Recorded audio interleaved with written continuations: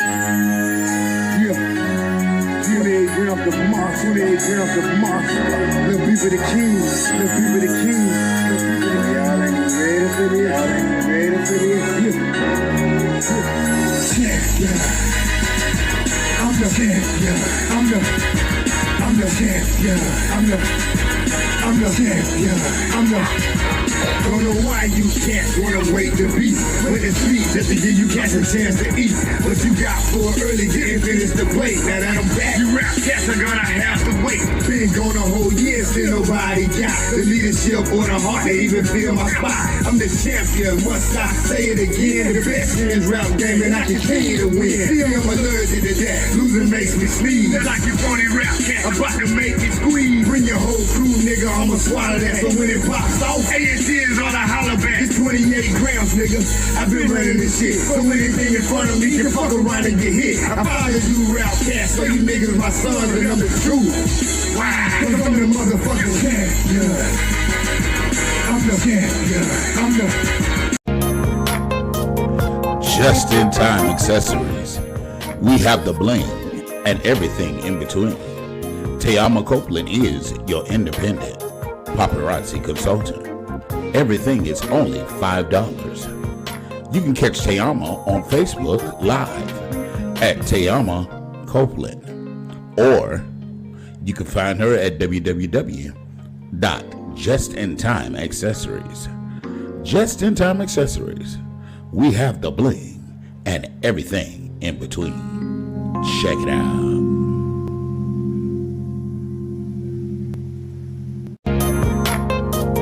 Just in time accessories. We have the bling and everything in between. Tayama Copeland is your independent paparazzi consultant. Everything is only $5. You can catch Tayama on Facebook Live at Tayama Copeland, or you can find her at Pastor June Murder Mysteries by Reverend Lee M. Sapp, Christian fiction for grown folks. The novel series revolves around the day-to-day life of June Harris, pastor of St. Mark Church and former homicide detective. The series exposes the realistic joys and challenges of her life as a pastor and her relationships with family, friends, and community, and how they all intertwine with her gift for solving murder mysteries. Ministry is what she loves. Solving murder is what she does.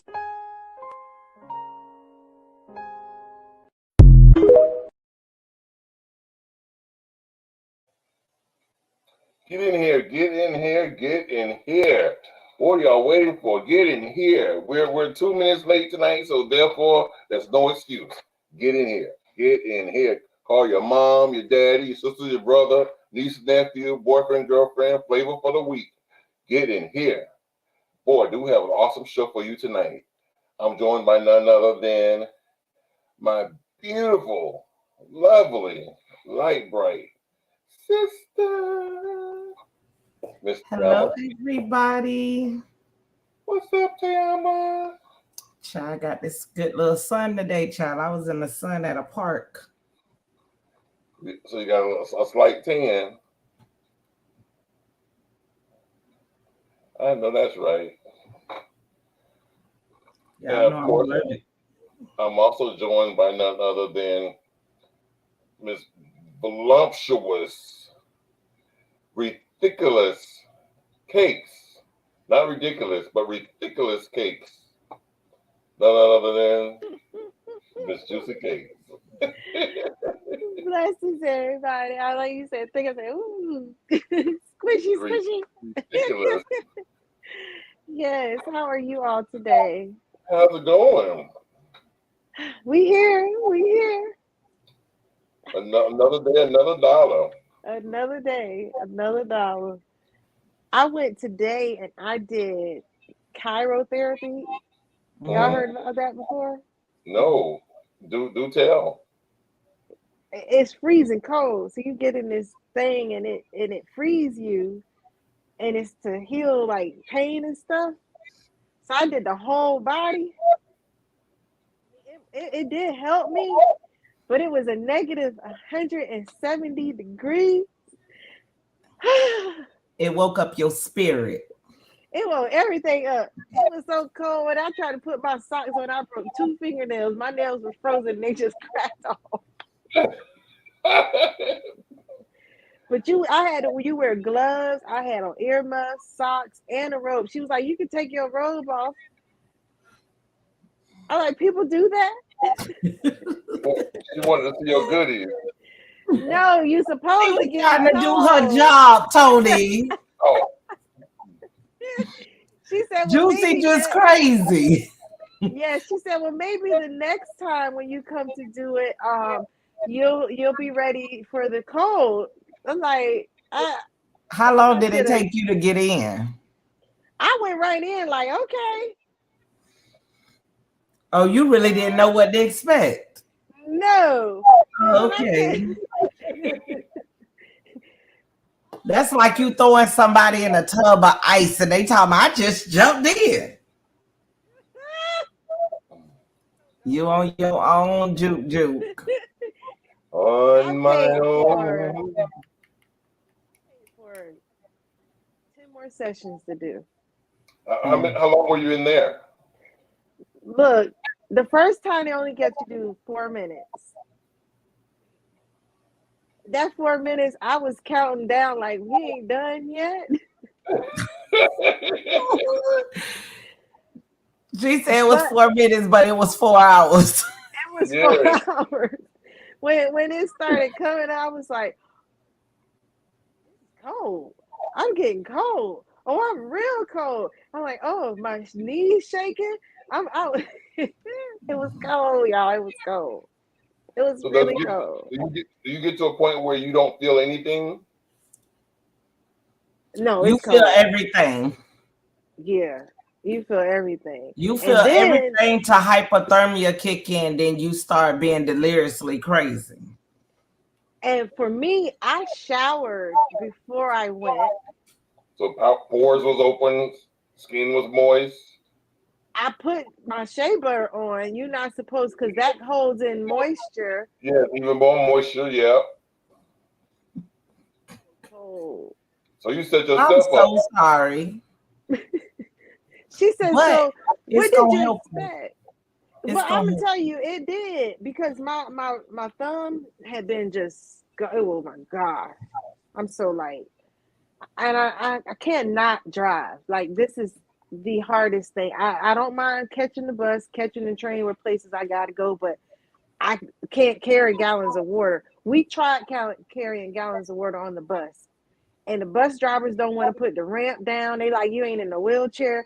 Nigga, 10 gallons of water on this cart. I'm trying to push it. Nubian's the one pushing it. And they y'all like, hear something saying, Ma, open the door. That's what he was saying. Come in good English. Yes, I heard him, but I didn't make out what he was saying. Ma, come open that door. Okay. Don't put your kids, listen, don't do daycare. Do not do daycare. You don't do daycare. To them. Man, these kids come saying stuff that you be like, but wait.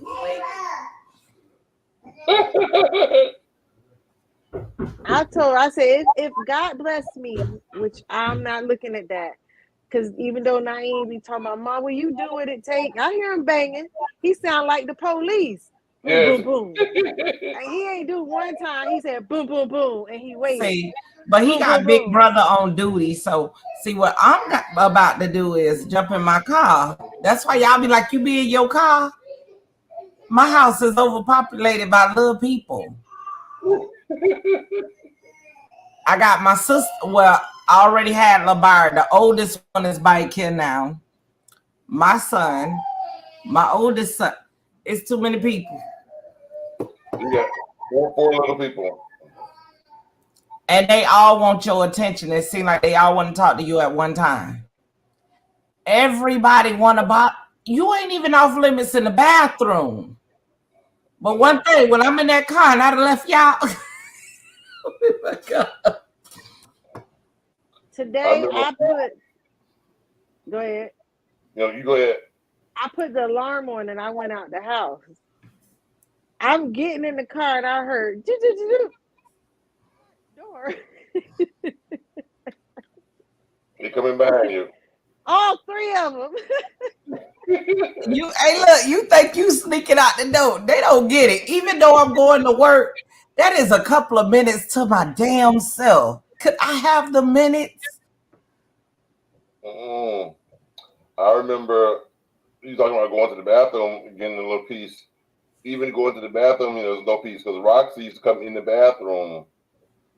Like if I left the door cracked like an inch, she would squeeze in there some kind of way.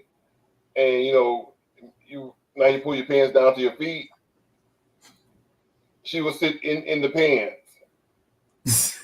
between your legs, like it was a little cubby hole for her to sit down and get warm. Let me tell you, these kids, and then it's the oldest ones too. It ain't just the baby. They will sit right in that bathroom like they don't smell nothing, having a whole conversation with you. I was just outside with y'all. Y'all didn't want to talk to me about nothing. But now I'm here funkified. You want to have a whole conversation. Don't worry. Listen, I dusted my passport off. And honey, I got like 3 trips lined up that say no kids, no wannabe niggas, no. If you anything that could possibly want to stress me out or ask me a question, you can't go. Period. We booked a vacation today. But my cat, she would come in and put her paw under the door and she pulled the door open. Oh. Did she say her cat? Yes, the cat. Juicy, I can never come to your house, girl. Why, you allergic to cats? Girl, I'm not allergic. I'm definitely terrified of them and don't play with them. They will scratch you to the gods. Bella don't play. She's so ornery. She tried to get in the tub with me though. Cat don't like water, and she be trying to. I got on video. I'm like, Bella, let me have my shower. Girl, if you don't go somewhere. Be looking behind the shower curtain. You gonna show me a video about your cat?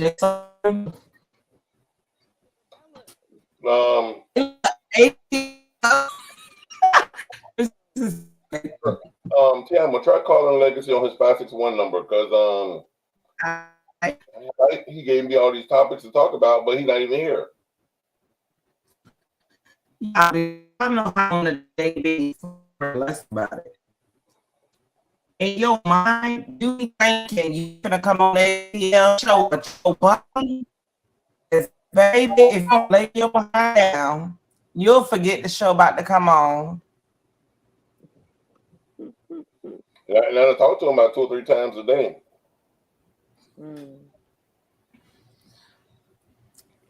I know I called Tony today with no reply.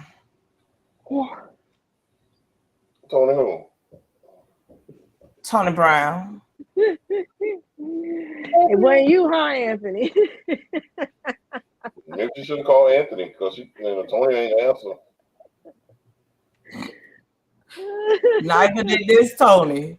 Antonio didn't answer neither. So all y'all Tony's tripping today. Yeah, I'm calling his 229 number. Yeah, he ain't answer. He sleep. And then gonna hit you, bro. Why you ain't calling wake me up? I'm gonna start yawning. I need some tea. Hold on.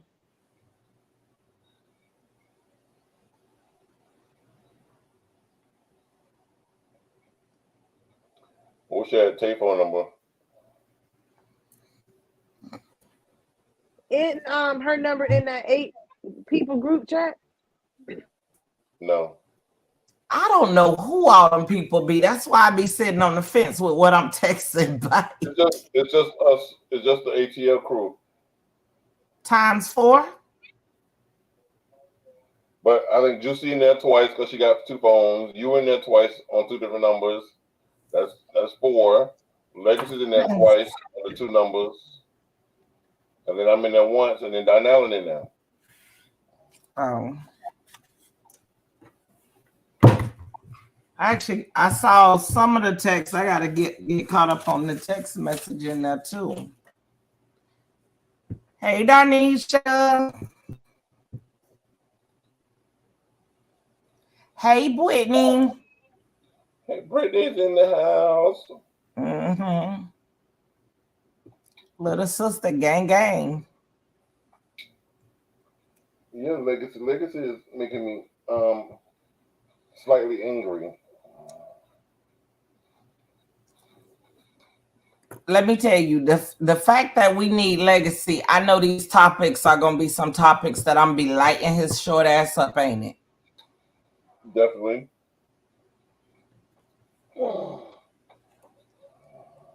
Because you know, I don't get caught up to the day of. How are y'all Hey, doing? Brittany, we're here. It feel like it's a day after the holiday. What the tea?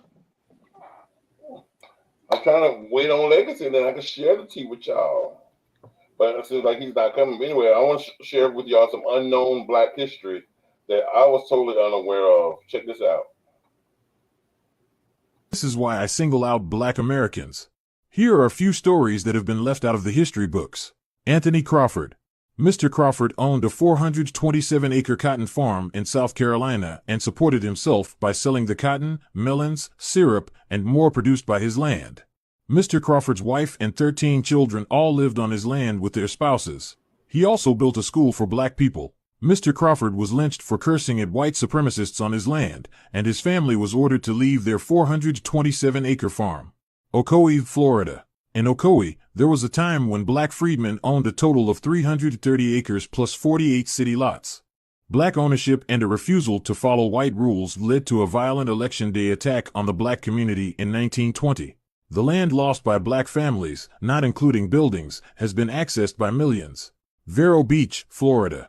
The Epstein family lost their generational wealth in 1942 when the U.S. government seized their land through eminent domain to build an airfield. The Epsteins lost 147 acres of land, including a 30-acre fruit grove, 2 houses, and 40 lots.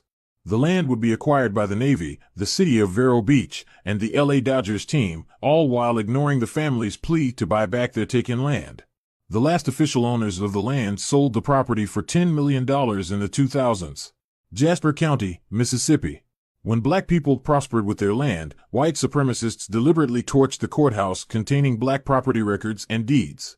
The Masonite Corporation was eventually granted a title to 9,500 acres of land, which has yielded millions of dollars in wood, timber, gas, and at least 850,000 barrels of oil have been pumped from the land. Remember stories like these the next time a white supremacist or a person who came here after slavery to capitalize off of the American dream tells us to pull ourselves up by the bootstraps or that there's equal opportunity for everyone. There was never any such thing for us, but Black Americans always found a way. Just because stories like these aren't in history books doesn't mean these things didn't exist or happened. Black American freedmen stand up.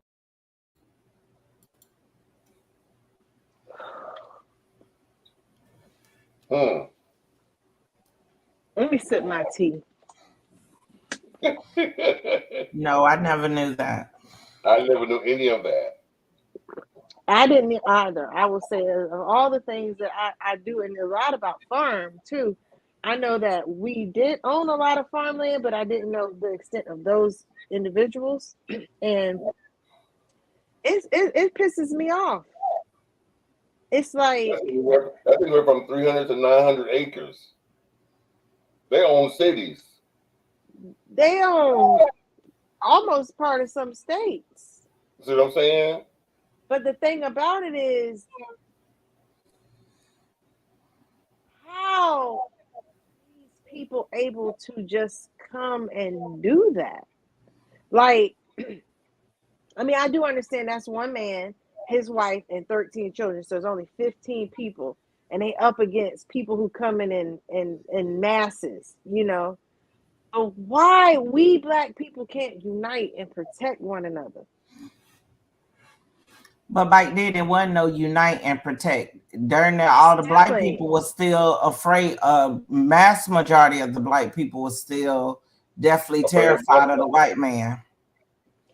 And it's still that way today.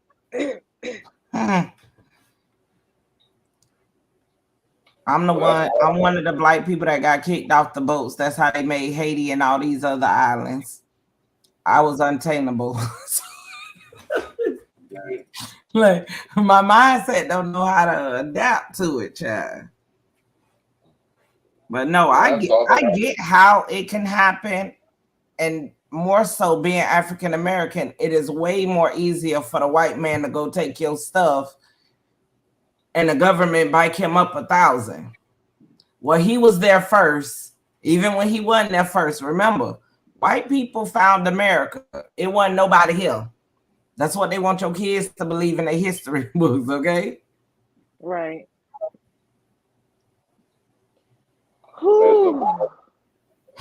Juicy, you ready to go fight for the family? As I was just telling my children how we still have to be godlike. Vengeance is not ours. And then stuff like this gets shown and it just be like, ooh, the other cheek. Lordy Lord. How many cheeks you got to turn? Listen. My neck don't work right for me to turn, so I get a pardon, right? I can't say no. Right. Those rules not for you, Rules are for fools, discretion's for the wise. My mama brought me up with that one. And I somewhat agree with that. Yeah, no, I don't like it. Like, for more, like, y'all have this app called Nextdoor? No. What is it about? So you have to, years ago, I don't know if it's today how they do it the same thing, but in order to join, you have to show that you live in that zip code or in that community for you to be in it. And it's an app for all your neighbors in that area, like you can communicate with each other, like a Facebook. So on the app recently, someone in my area commented like, who would have thought we bought $1 million home and all we hear are gunshots and sirens? Who told y'all to buy in our neighborhood? You complaining about what we've been complaining about for years, but now you hear.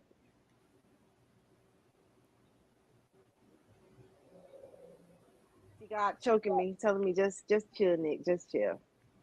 They done turned this one street by my house into a one-way and put a bike lane. To slow traffic down. So they could ride their bikes. We don't ride bikes like that. If we do, we in the middle of the street. Popping willies. No hands. Don't need no lane. They're trying to tame y'all and train y'all.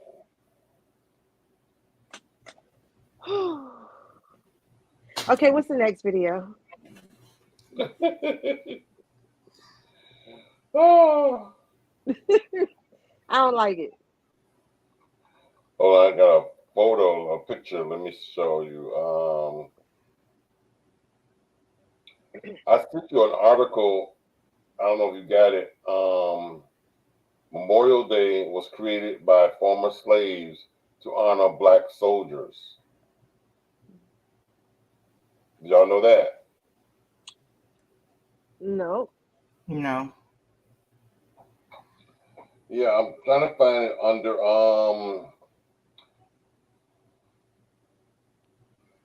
what was it? This guy who was on our channel, on our page once before.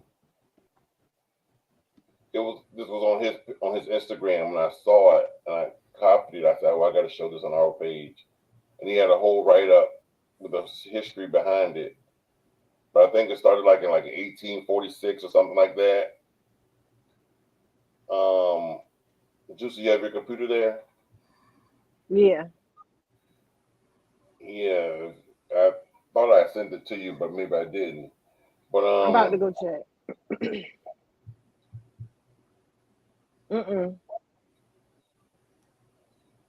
Not you, and not unless it's before what we were talking about earlier with the singing and stuff. I ain't getting nothing since then. okay, maybe I didn't send it. Maybe that was my attempt. My bad. This is why I make my kids look up history, and this is why every year for Black History and after Black History, I make my kids write a report about Black history.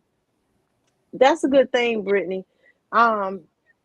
We talk about it here as well, but it's like every day is something more that we can discover. We have so much history, so much legacy. It ain't even a his story, it's our story, and it's our legacy of our people that is hidden, kept from us, stolen as if it's theirs. When you do the Black History, Brittany or anybody else on the panel, do you do the generic, Martin Luther King, Nope. Rosa Parks, Booker T. Washington, or do you search for the stuff that we don't know? It got to be something that they definitely don't know that I know that they did not come in contact with. That's my niece and Labara's mom that's texting that. We have a deck of cards that are Black History facts, and we play the game with it. And it has a lot of different pointers. I found it. I'm going to read it to you. From Pastor Will Horn's page, the official Will Horn's page. It says on Instagram, most people don't know this, but Memorial Day was originally created to remember Black soldiers who have given their lives in service during the Civil War, a war that was fought over the singular issues of slavery.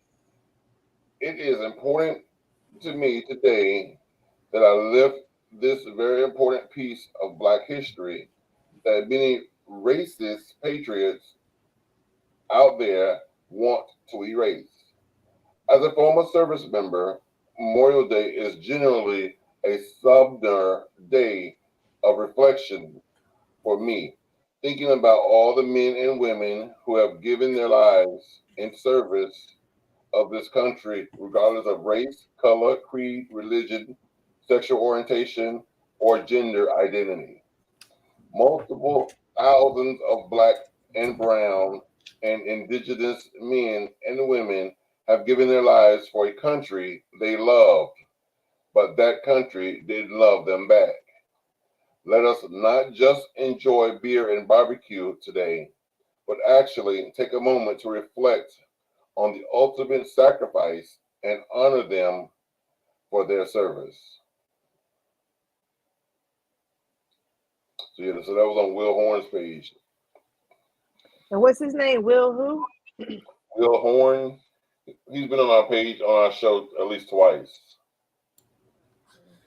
I never knew that about Memorial Day, but I will definitely start celebrating it. Because, honey, I ain't include Memorial Day with Black people at all.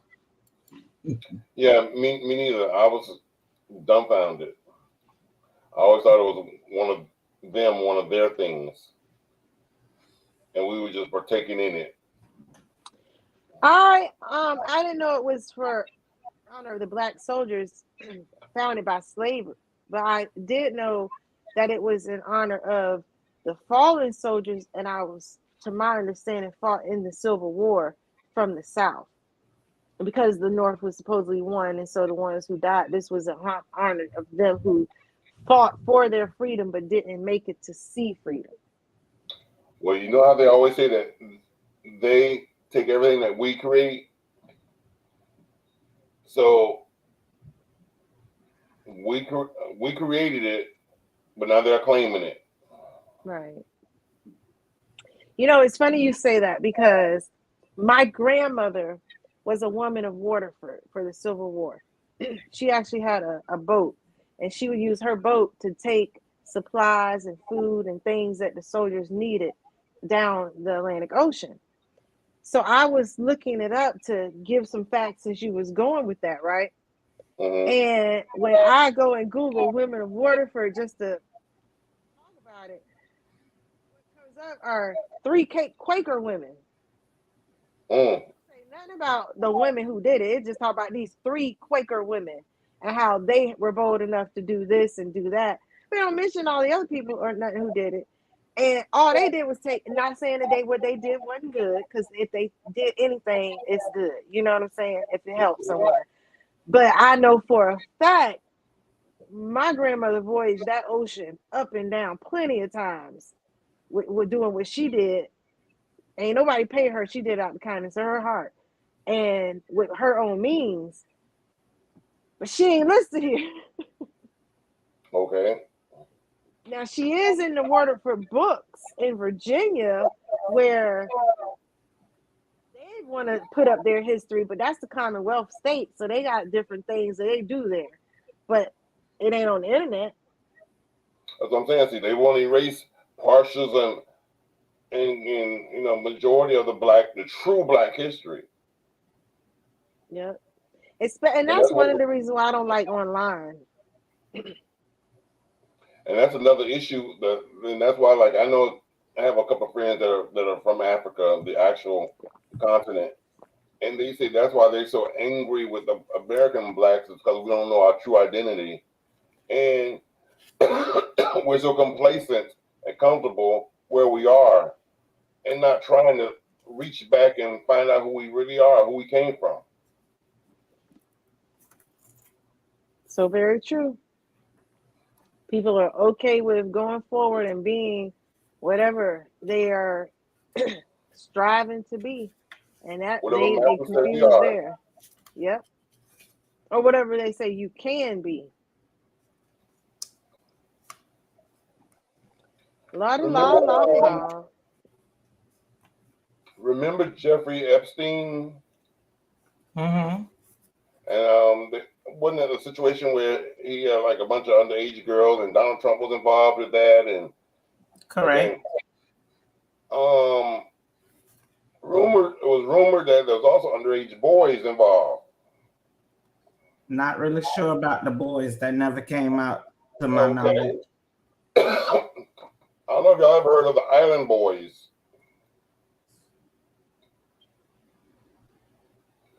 Fans question the origin of the Island Boys after an old pic of them was as kids with Jeffrey Epstein surfaced.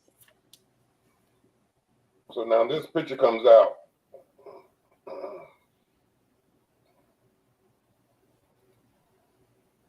So it makes sense why these things act real stupid. Mm-hmm.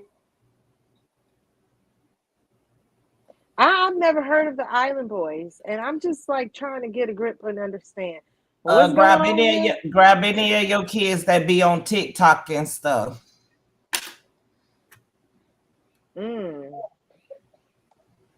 Okay, TikTok. Them folks haven't walked a mile in our shoes. I can care less for their approval. I feel you too, Cabal. It's not even about for their approval. At this point, it's about for they like recognize the real, like it's I'm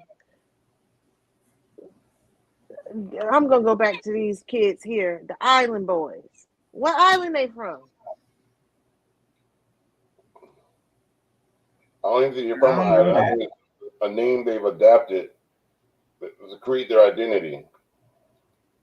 And that's the part where I was going with, because they don't look like they from an island, but they have this disposition with their character. Their hair is different than this other picture here, so they try to insinuate. Unless it's the Palm Beach Island where Jeffrey Epstein lived. This is true. Very true. But we don't know. Let me just speculating. But they do a lot of TikTok videos and stuff. Yeah. They generation find them very appealing. I don't. Of course we don't. We got common and damn sense. I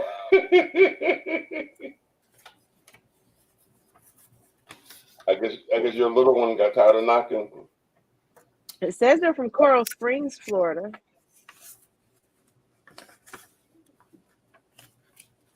And they're twins. So what? They trying to say he messed with them? That's what allegedly.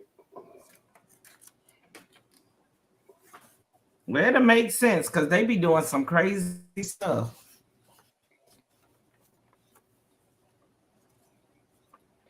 So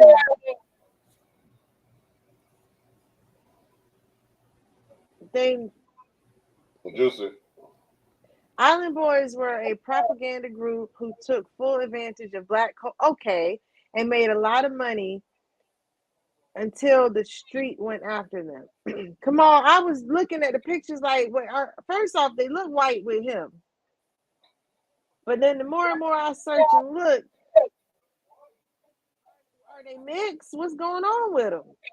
And my question was, until you called my name to read that screen, was, are they taking melanin shots?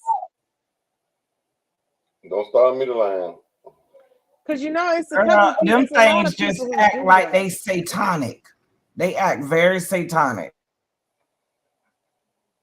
Mm.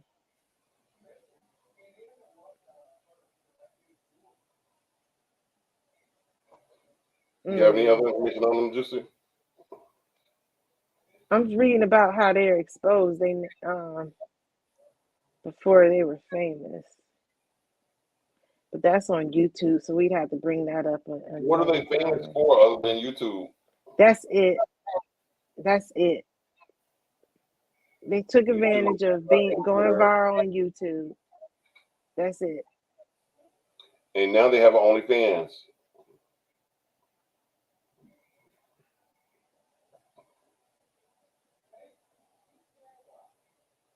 People, oh man, people just go for anything. And they ain't showing just feet. How?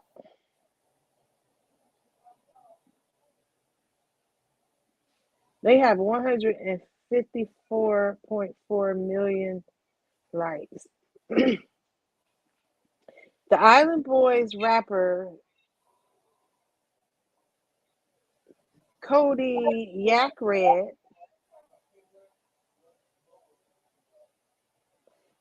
because when you see me, I'm white.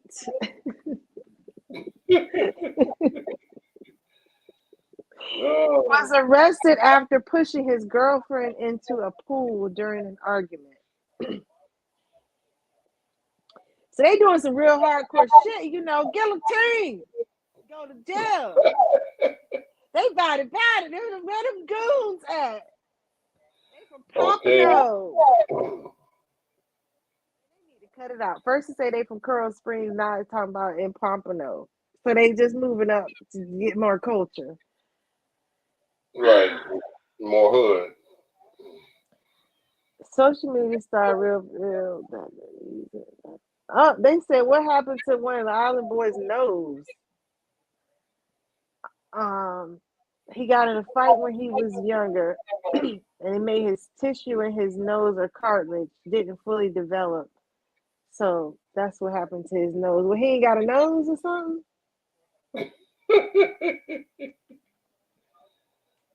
Yep, their rise to fame was through viral TikTok videos.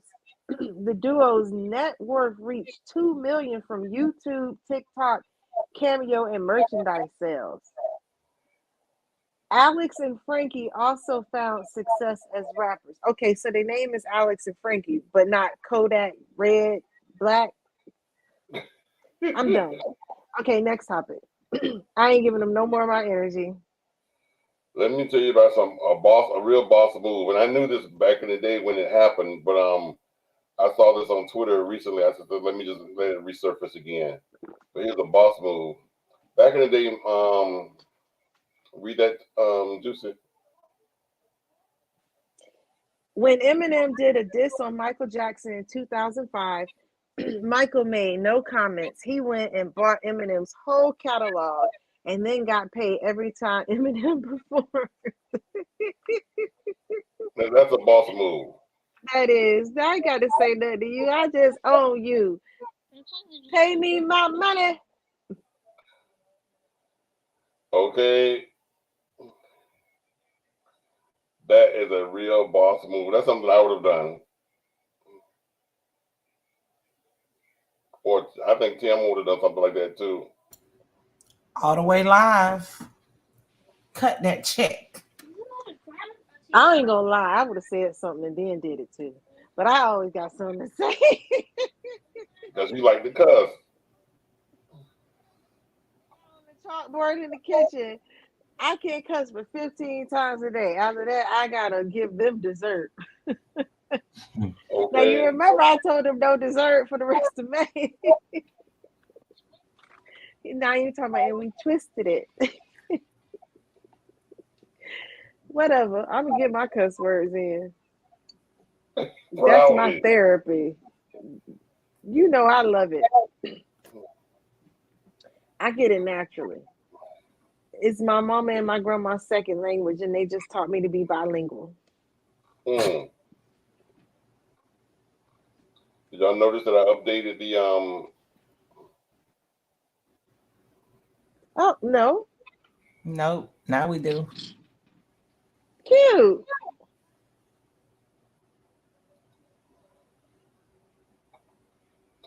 Well, check this out. 7th grade student Dallin Thorne was allegedly questioned by his principal if his braided hairstyle means he is a gangster. Do I hear lawsuit? Do I hear ignorance? I like, how do you prepare your kid to just let their teacher have it? You prepare your kid like that one who Legacy said he was going to look into. You teach him how to give it to him, not just have it. Because it's a point. You know, I'm not promoting violence. I'm not promoting violence. No, I'm talking about educationally, to where you set an adult, like set him so straight that he be like, you know what? I quit. I resign. I just want to go back to school because obviously I missed a lot of something. I guess you do like Mike did, and you show and prove. This kid at that point need to. He is so adorable. He is from this moment on, straight A and show and prove. Nianki wore dreads in kindergarten. He's 17 and he's in school now. But I took him out of school in kindergarten because every day he came home, and we were in Farmville, North Carolina, his teacher would insinuate that he was a hoodlum because of his hairstyle, and she would say that made him misbehave. So I'm like, what is he doing? So one day I went and I just stood at the door, the classroom of the door, and looked through the window. And I saw how she would call him last to come to the circle. So he's the only one sitting in his chair just waiting. Now, you got 20 kids you calling one by one, go do this, and the other kids sitting there waiting, they gonna get ants in their pants. But by the time Nianki would get to the circle and they're starting to read, he already knew how to read. He would want to read the story to the teacher, and the teacher would get upset because he wanted to read the book. So he would be talking out of line, being, something wrong. I need to be Miyake's mama. No, Miyake can't brought his own tail home. We ain't got to deal with them people. That newbie teacher, bring him on. She couldn't get 100%. The lady would tell her, because the way she dotted her eyes, she would take off. But all this in Farmville, not a problem. I'll save a seat for you. No, you won't. My children never see your classroom or a classroom until they want to. Now here Nianki is, straight A student, president of his class. the highest score in the whole school on whatever test he chooses to take. That kid mama need to make sure they show that teacher what a gangster really is. But this is the principal. Or the Exactly. principal. That's The why I say, principal at Naz's school, we moved to Topeka, Kansas. That lady is retiring this year. She told me that Nubia couldn't go to school for her senior year because she wanted to go and graduate and like experience prom and stuff. And that Nas had to start as a freshman, even though when he did the test, he tested end of the year 11th grade. But she would not let him go into school. He had to start as a freshman. The Bluetooth device is ready to pair. I don't believe there is a person who could teach them everything they need to know. I looked at Nas. I said, "You want to come to this school still?" She just pretty much told you she don't think you know, you ain't smarter, like you ain't been taught. He said, "I do." By his senior year, that lady paid for our rent for 3 months, our lights for 3 months, our water for 3 months, so that Nas could go to her school. So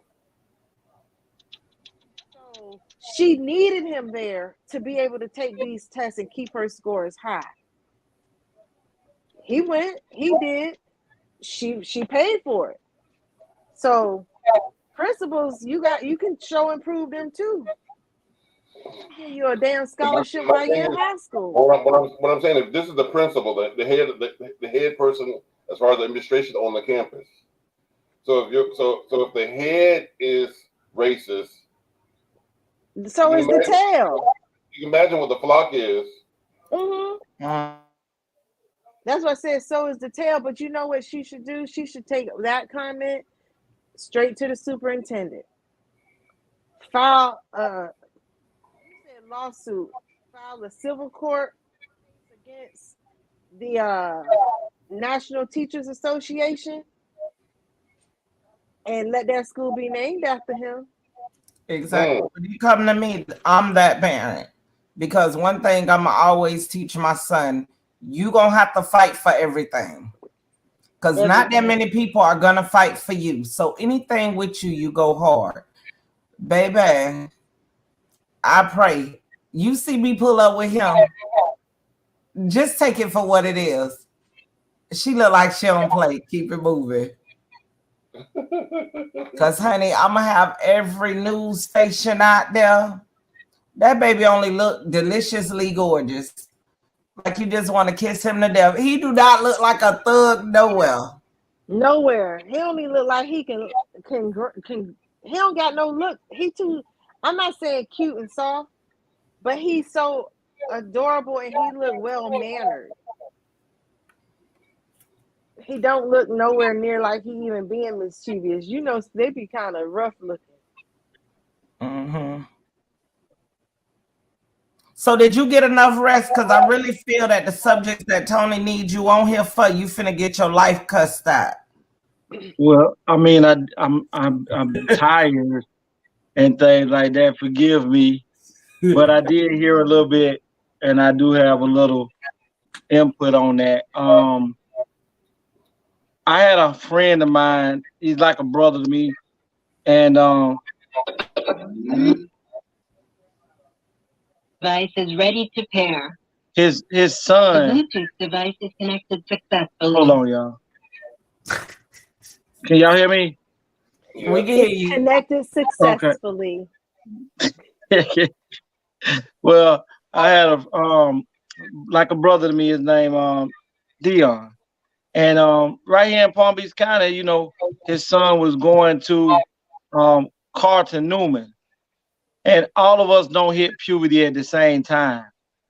And his son, which was one of the athletes, star athletes, he was growing facial hair at like 14, 15, almost into full beard.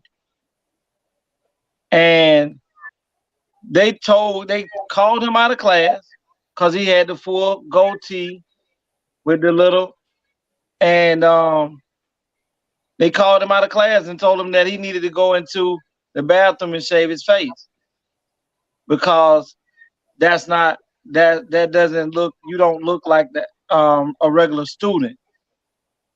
And by him being taught to follow instructions by adults, he didn't disrespect them and he didn't argue with them, but it hurt him to the point where after he shaved, on his lunch break, he called his mama and daddy and told them what went on.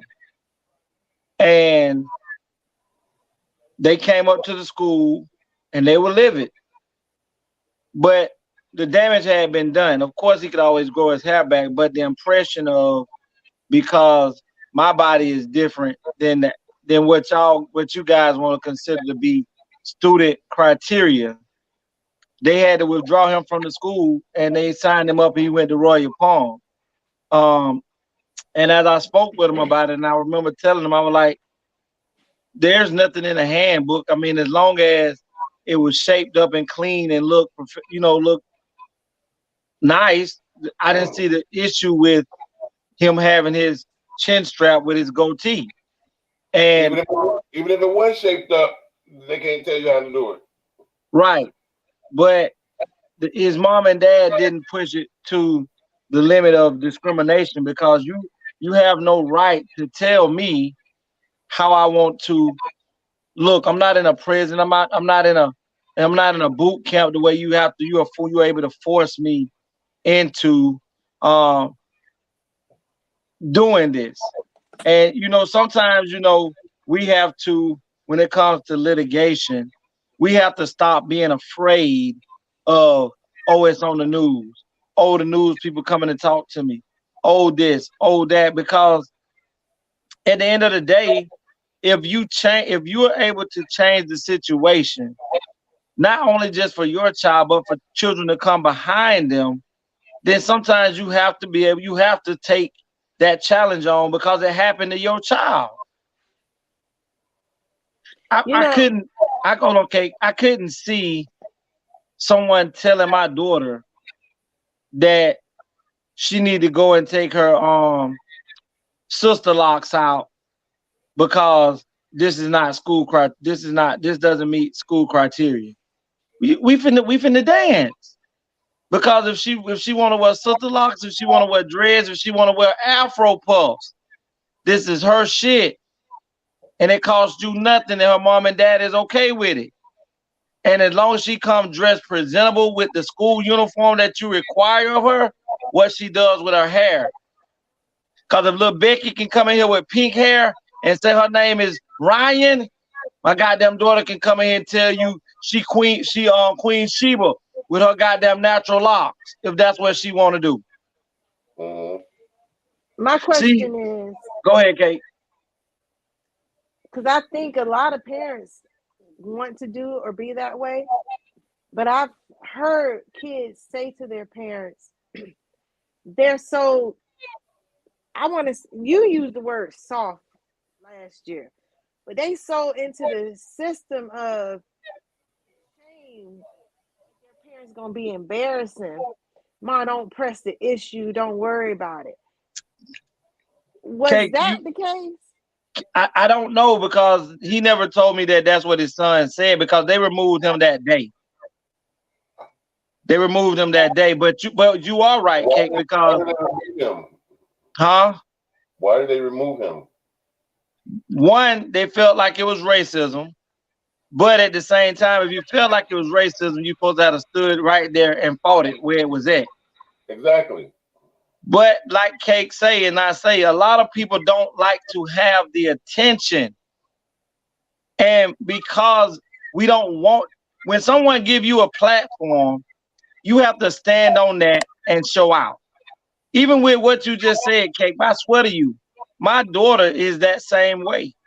My daughter do not want her daddy dealing with these white folk whatsoever, because she know her daddy going all the way. And my daughter be like, with me.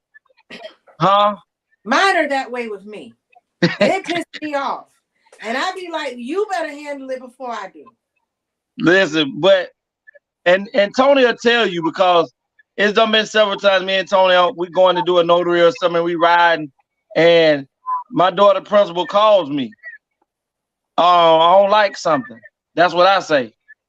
And Tony will tell you, they do everything in their power to accommodate me, because I'm going to the newspaper.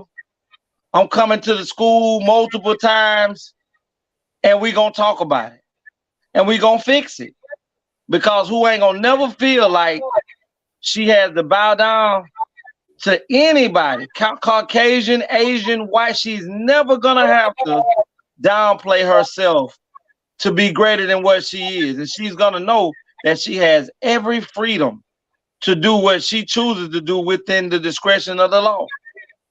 But I do understand my daughter feels like, well, if my dad goes in here and he goes berserk, you know, the school could be looking at me differently. She feels like I told her about the plays that she plays in.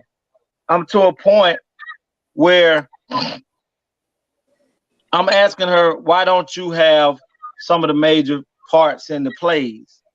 You know, most of the talking, you talk me to death, you talk me and Tony to death. Why you won't talk these folks to death on this play? And her thing is, she does want to do it, but when you don't put so much time and energy into becoming better every year, and I don't want her to feel like a token nigga. Because they do that. I'm talking about all across the world, all across the United States, we do token nigga shit. And I'm not gonna allow my daughter to ever feel like she's a token nigga, because she's way much better than that. Way, way. And I always told myself that before I allow anybody to make her feel, you know, any kind of way about her looks, how she walks, her size, or anything, that her dad is willing to go all the way for it. And I mean that. So I didn't get the whole gist of what went on with that right there, but I know it was something about the principal addressed the young man about his cornrows. Right. What was said about, what did his parents do? It don't tell us that, so it leaves you to speculation. And it also doesn't say anything about an investigation going on. It also doesn't say anything about a principal being suspended without pay or with pay, and none of that. Because you don't have a right to talk. First of all, the police can't even question a child underage without his or her parents around. True. So if the police can't do that, what made this principal think she was above the law to where she felt like she can call this young man in and discuss any goddamn thing dealing with his body? Anything. They feel they're untouchable. See, that's two things. That's a bondable offense, and it is a teaching lesson. I believe me and Tayama will take we're definitely gonna take the bondable offense, and then we'll holler at Tony and the Cake after that. Because I'm going in. Somebody's face should have been fucking slapped. I feel like you just kind of sized me. Cake, baby, I know you love your kids and everything. I know you do, but I'm not gonna let the world know that you got a little thug in you. The world better know it. Don't let this 5'2" beautiful brown skin, juicy, moist cake fool you.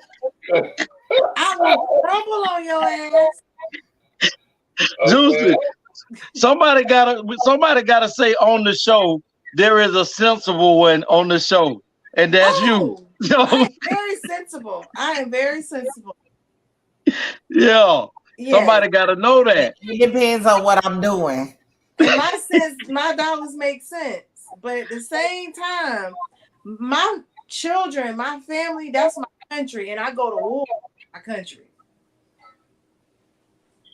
So don't get it twisted when it come that route. I got a question. Come on.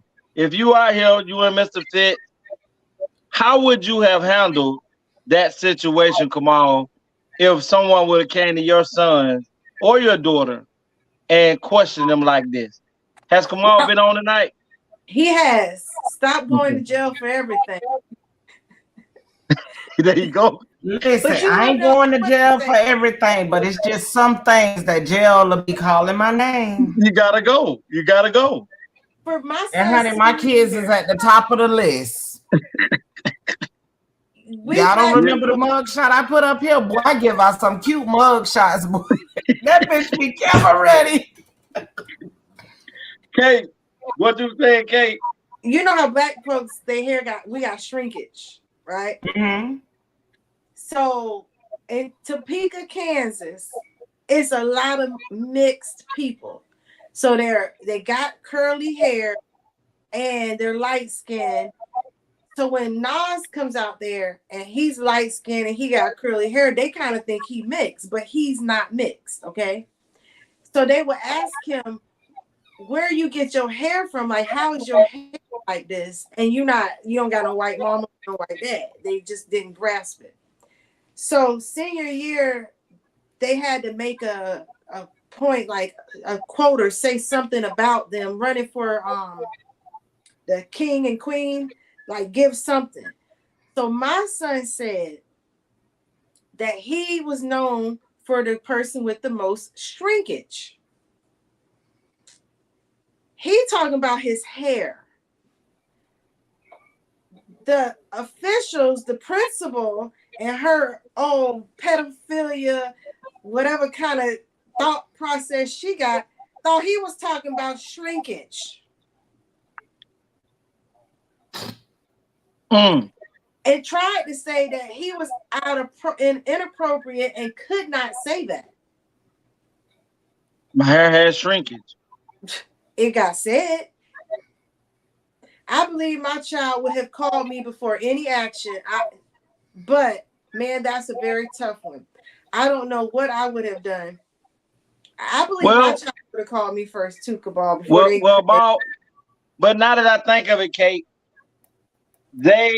he did ask to request to call his mom and dad. After he cut it. No. I do remember Dion telling me that his son did request to call them, and they denied him the option, that choice of calling his mom, because you could have said you need to go home until it's cut, and then that would have alerted his parents to the situation. But no, they gave him the razor. They gave him the razor. So my thing is, I see most scruffy looking white kids with they pimple faces and stuff all throughout school, with beards looking like grizzly bears, all the time. You can see them coming out of school. Puberty has hit them early, and they ain't going for that no more. I don't know, Kamal. I mean, sometimes parents have to just show up and show out. You don't have to really just show out to the point of putting your hands on somebody, but you can show out enough to where the police have to come, and then when the police come, then we can address the matter, because now I need a police report behind this because I'm going further. And once you get that far, your child 9 out of 10 came and their feelings was hurt. And so you're literally ensuring your kids that you're biking them up. Correct. So, to make mine comfortable, all y'all are adults for to be real uncomfortable. Well, I would have been calling the news media to meet me at the school, because I'm headed there now. Yeah. Well, and that's the thing. That's why I say we missed a lot of great opportunities to put the racism on the forefront. Because, like I tell you, I don't. When I go in thrift stores, I don't see no retired Ku Klux Klan's uniform. So that means I don't see nobody. Still in their closet. They're in the closet. So when you don't see them out there at the thrift stores and people buying them or some auctions or something like that, that means they still got them. And until you are willing to die about something, this is gonna continue. Just to jump off topic, I mean, I don't know if Tony, y'all know about it, but just maybe about a week ago, it was a young man who the police stopped him, and the police threw him on the ground, and shot him, killed him. It was a black officer on the other side of the car watching this whole ordeal go down. When the white officer had him on the ground, standing over top of him, he shot him one time, boom. The dude, you know when you get shot, that shit hurt. So he looked back at him and was in like, hey, what's going on? And the man unloaded the rest of his gun in the young man's back. Not one time did that black officer do anything. And I know I say this a lot, but we have become the weakest race in humanity all throughout most of the world, except for probably Africa. I don't think we're the weakest. I think we're the most forgiving and forgetful. People do stuff to us. It's like we do the forgiveness that the Bible say you're supposed to forget. I don't forget nothing. That's what I don't think we the weakest by far. Well, trust and believe you mean. Can we agree that the Bible was a major tool used of oppression? Yes. And meek does mean weak. Yes. I rest my case. She say meek does. Listen, meek does mean weak. But I think we're some forgiving people. I definitely agree with you on that. But Thelma, that's what has been indoctrinated into us from the time that the Bible was given to us. They say all the time that when the white man came to Africa, the Africans had the land, the white man had the Bible. So when they bent down to take a prayer, when they lifted their hands up, the black folks had the Bible and the white man had all the land. All the land. They utilize that biblical Bible as a tool to control and manipulate the hearts and minds of people. I had a friend ask me, why does it matter what color Christ is? And I told them this, it would not have ever mattered. Was that a black friend that asked you that? Yes. It would not have ever mattered had the color never been changed in the beginning. It has to be significant that the color was changed. It has to be significant. And you have to ask yourself this question all the time and replay it and replay it and replay it. What great white man the great white that Go ahead, keep going. What great white man in society that is alive today or throughout history that you know of? Moby Dick. You knew what the answer was and you kept going for it. I would have left it right now. That you know that was doing so much good work for the people that he got crucified and he's in the image and likeness of white folks. No, white folks don't crucify their hero. White folks crucify any black, brown, dark-skinned individual who is trying to elevate and move and get his people to the next level. So it also needed to be changed, just like all the disciples, all the apostles. You mean to tell me that even God himself is racist, that he only made all the great people white?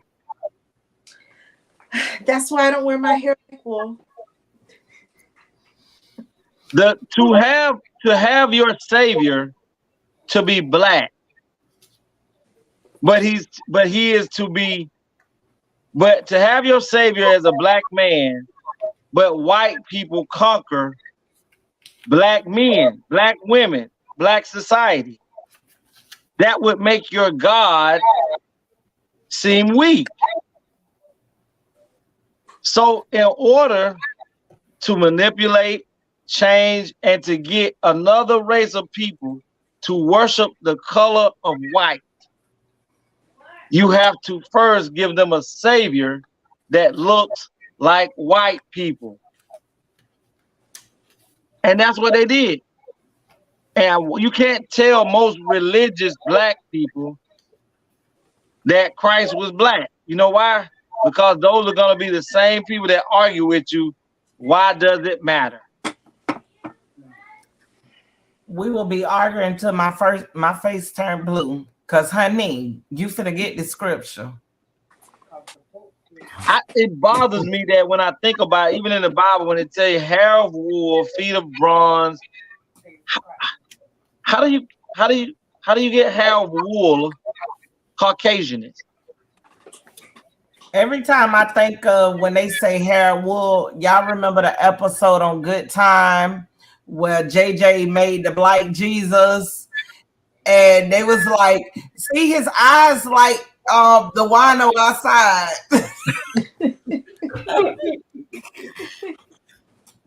So every time I hear that, I swear that's the first thing my brain think of. Y'all, excuse me, my brain ain't right sometimes.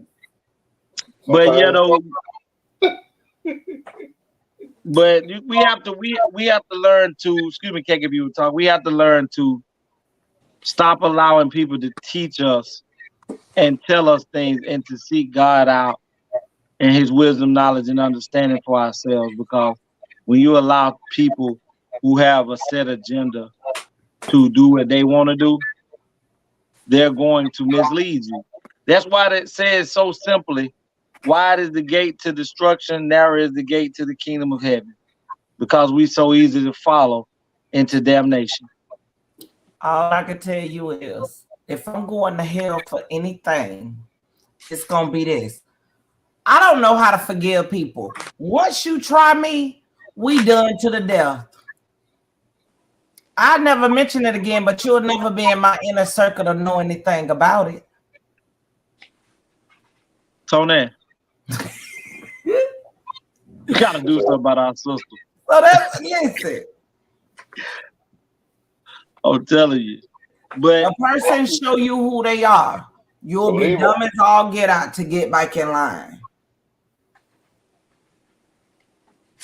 Well, what we got next? I think this is our last show that we're able to recognize a national observance for May. What is May, Tony? May has come, and so should you. May is National Masturbation Month, so go out and ski.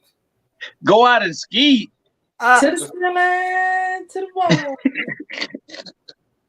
And moving on. For y'all, it don't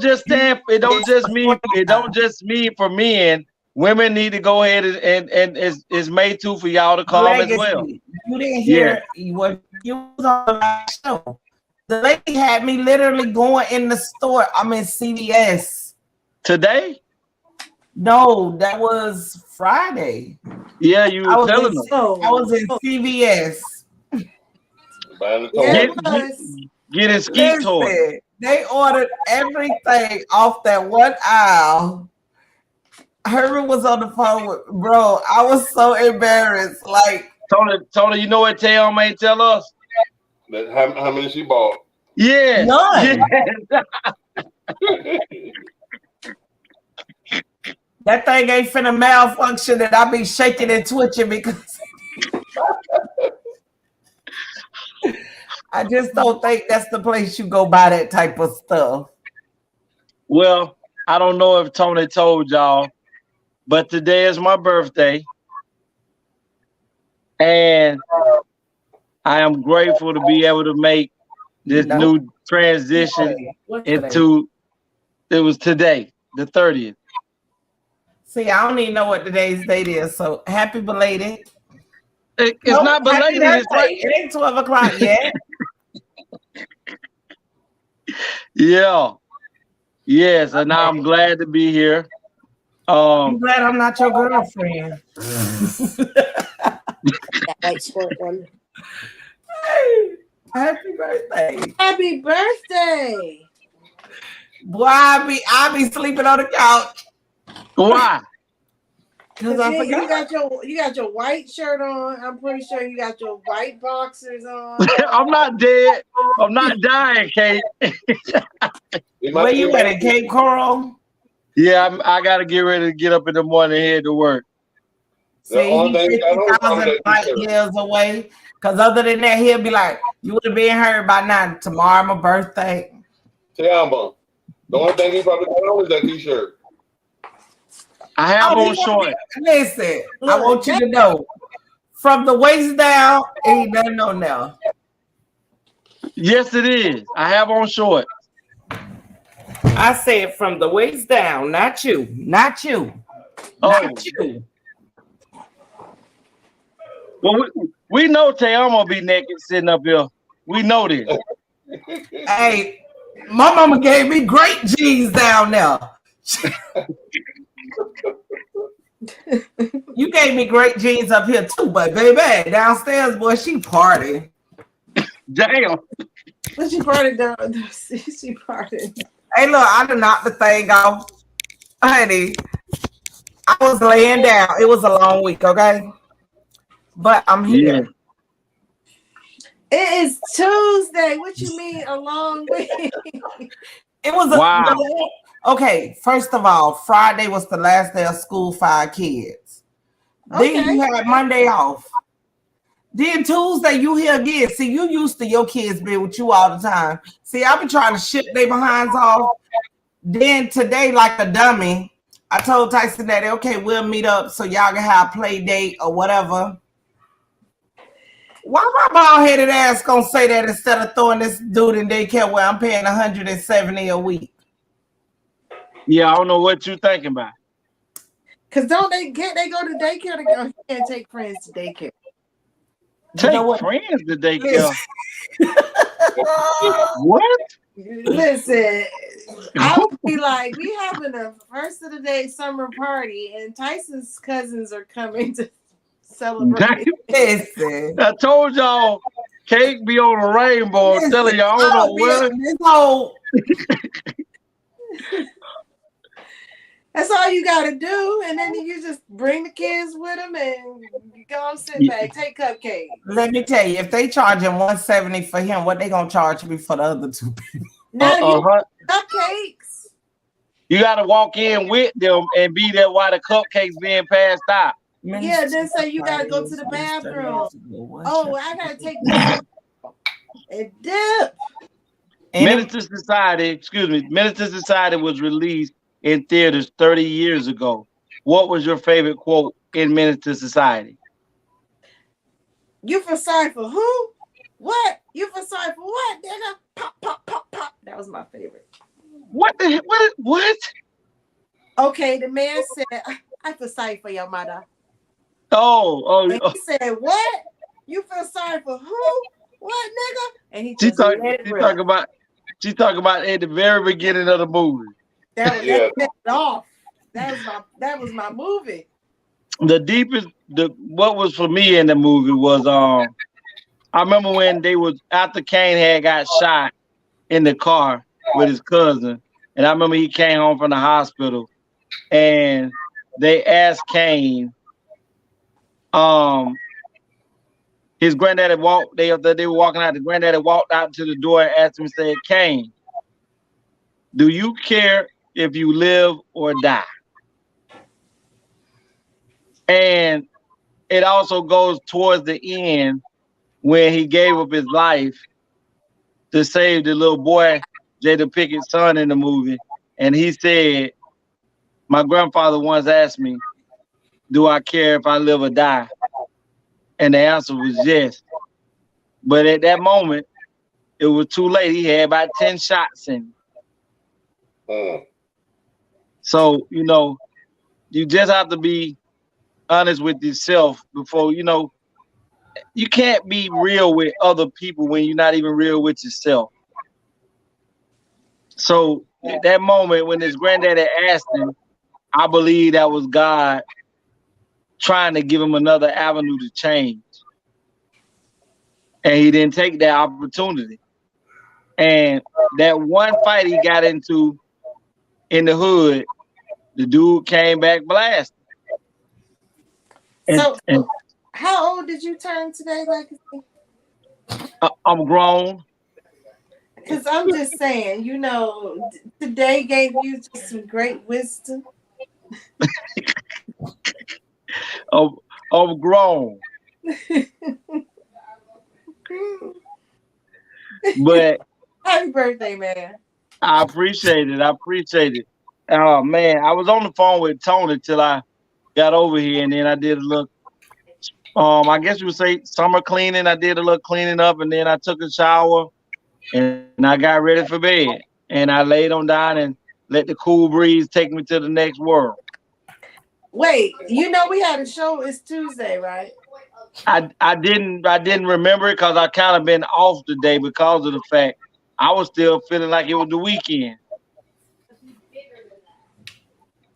But I made it. Especially once that wind hit your nuts. Did you watch peppermint oil soap?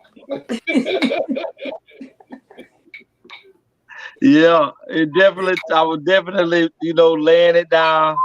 And cause 5 o'clock, 5:30 come early, 6 o'clock come early in the morning. And I'm just now getting back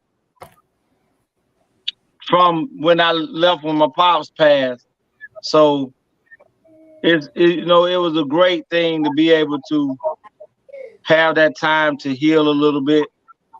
But I'm ready to take on the next challenge, and my next year came along, and my birthday came today, and tomorrow my first journey back into it. So I mean, I'm ready, and like I say, let's do it. Gabriel Dwyane and Dwyane relationship. Why is also swollen? What about him? She says that her relationship is 50-50 and she don't have a problem with it, even though her man makes more money than she does. And what do y'all say about it? I'm gonna let the lady start off with this. I want to know why his jaw's so swollen. That's just his jaw structure. Really? I Yeah. never really looked at him like that. So all his kids got it too. But it's not swollen on the other side. He could be biting down. I see what you're saying though, Cake. I do see it. Well, Gabrielle. Yeah, Gabrielle, they say she carries a mean punch. Why y'all gonna put my lady out like y'all so bad? Well, can answer the question. I'm gonna answer it right. I'm gonna answer it. Well, for me, I think going into, especially being married, and they are both on that level of income to where they're both multimillionaires, that the purpose of them paying 50-50 in the home is because it allows the courts to understand that since nobody was carrying around the other person financially, it makes it to where the courts, when they walk away, if they walk away, which we hope they don't, that the courts can say, you came here with this and you came here with that, and nobody has to lose any money because both individuals are showing that they're taking care of half and half.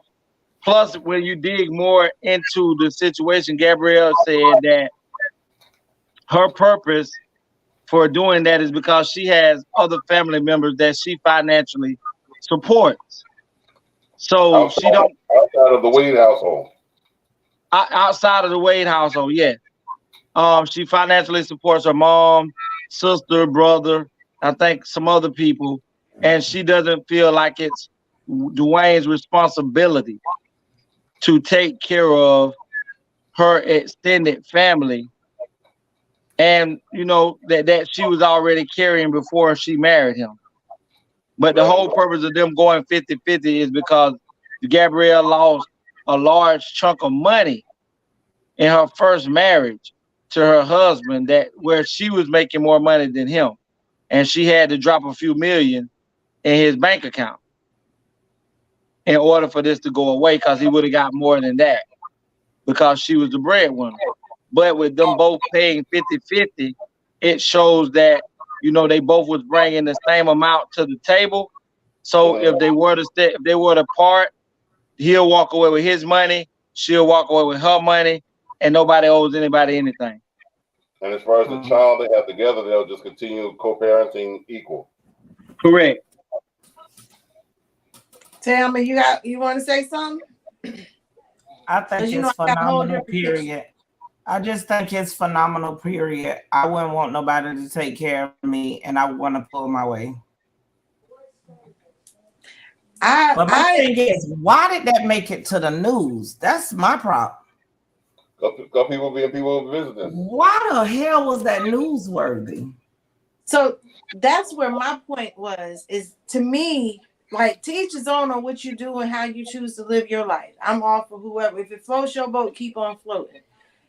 But I see this couple in the news as a symbol of a black couple, of a black union, and how black love or marriage should be. And I think that it's another form of oppression that they are being used to teach sort of lack of support, because our ancestors, the husband did what he's supposed to do, and the mom did what she was supposed to do. There was no 50-50. There was, we got to do what we got to do. We're going to do what we got to do.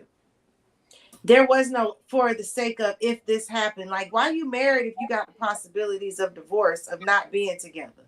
And so if you're trying to show or teach another group of people coming up, they already made all the black women gold diggers and hoes and thought pockets. So now we're going to say those who get married got to share equal ride and do this and work just as hard. There is no real relationship. There is a partnership. And that's where a lot of the marriage is trying to be. That's why I say the oppressor is using this as a tool. Instead of having us equally yoked in love and taking care of one another till death do us part, we got to divide. And I don't like it. Again, to each his own on how it is, but let people make that choice and feel and do what they got to do for each other. Because if I got the money and he need me to pay, I ain't got no problem with it. And like, if some come up and I can't do it and he can, he need to do it. Ain't no, oh, I got to figure things out because, oh, I got my share. And that's how that, nah, I don't agree with that. Well, let me say this.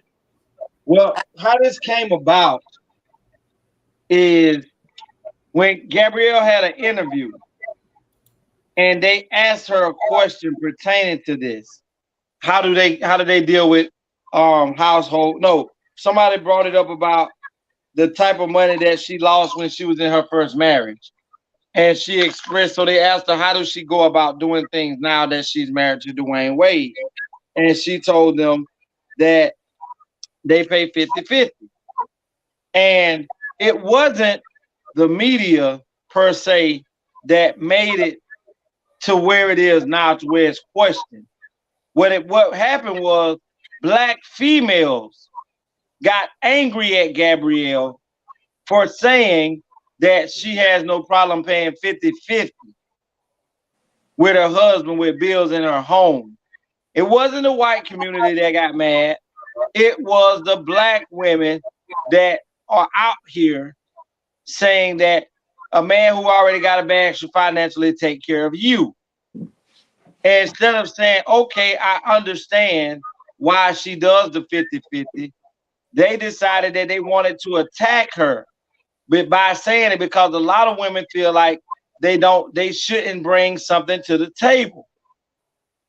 So with Gabrielle Union being on the platform that she has and being a prominent Black woman in society, they were looking for her to say, "Oh no, Dwyane take care of all the bills, da da da da," so that they could have something to stand on to say, "This is how men should do."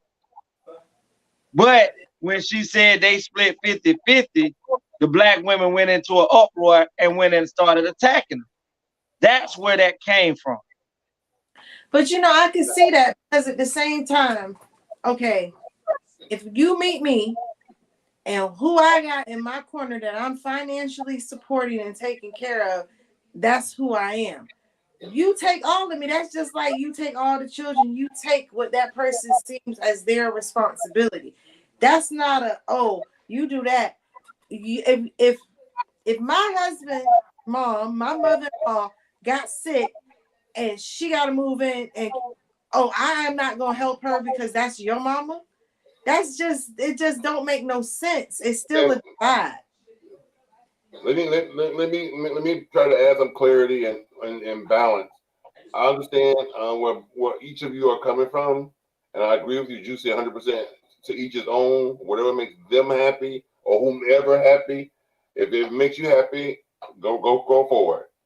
But I'm a firm believer that the equal shouldn't be necessarily 50-50. It should be based on where you are. Let me make it clear. If one person, male or female, is, let's say, is a trillionaire or billionaire, and the other party is only a millionaire, what they contribute may not be 50-50, it may be 30-70, but based on their income, that would still make it equal. Because based on, if you know, equation and percentages, if I only make 30% of what you make, then I should only be able to, technically I can only put in 30%. So if she's making less, 30% of what he's making, then her bills should be 30% of the bills. He should be 70%. And the bills is all inclusive. My children and the bills that I brought to the table. Because when you married me, you married the package. You didn't marry just me. I came with children. I came with, you know, other bills prior to meeting you. Vice versa, you came with children that I'm going to take on as well. And you came on also with other bills prior to me. So now they all become one because we became one. I have a question. They got a child that ain't her child, right? They have a child together. But they also, what's the little girl's name? Zaya. Zaya. That's not her child, right? No. So why she got so much say in her life? 50, well, you have to look at things from 50-50. They all, well, no, the mama, their biological mama, pretty much lost a lot of stuff. After Dwyane Wade got custody, Dwyane Wade has full custody, and Dwyane Wade has full custody. He got 100%. His wife ain't got 0%. See, but that's not true, because what people don't realize is marriage. That's my point. That's all I'm saying. I agree with you, Legacy. That's not true, because marriage is a union and it's equal. So she have a say. I agree with you. My point is, the same go with those bills. The same go with financial responsibility and obligations. It should not be 50-50 if everything ain't gonna be 50-50. That's all I'm saying. I'm traditional. So if I'm the man in the house and I'm making $2 million a year, and my spouse is only making $100,000 a year, I'm not expecting you to pay 50% of what I'm paying. There's no way you could possibly pay 50% of what I'm paying. And you're going to, and if that relationship comes to a demise, your pocket is going to be hit, because you took the brunt of the bill, so it shows that you took care of him or her. And this is what Gabriel Dwyane is saying. He doesn't have a problem with doing it. But because she took a few $1 million lick from her first marriage. And I agree with Gabriel. To each his own. So that's great. I'm just saying what Anthony would do. Correct. But also that saves the situation. That's almost like an automatic prenup that you never had to get signed if you're doing things like this. Because once you become the caretaker, you have to continue caretaking if the situation comes to a demise. But are we really caretaking? Are we really just paying bills based on the amount that you are able to?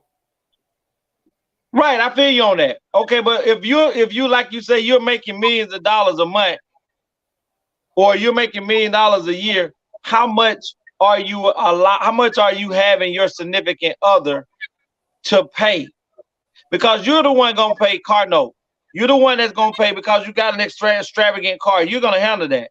You're the one gonna handle the insurance on it. You're the one gonna pay whatever the mortgage is on the house. So what is it that Kamal say? Pretty smooth, Juicy.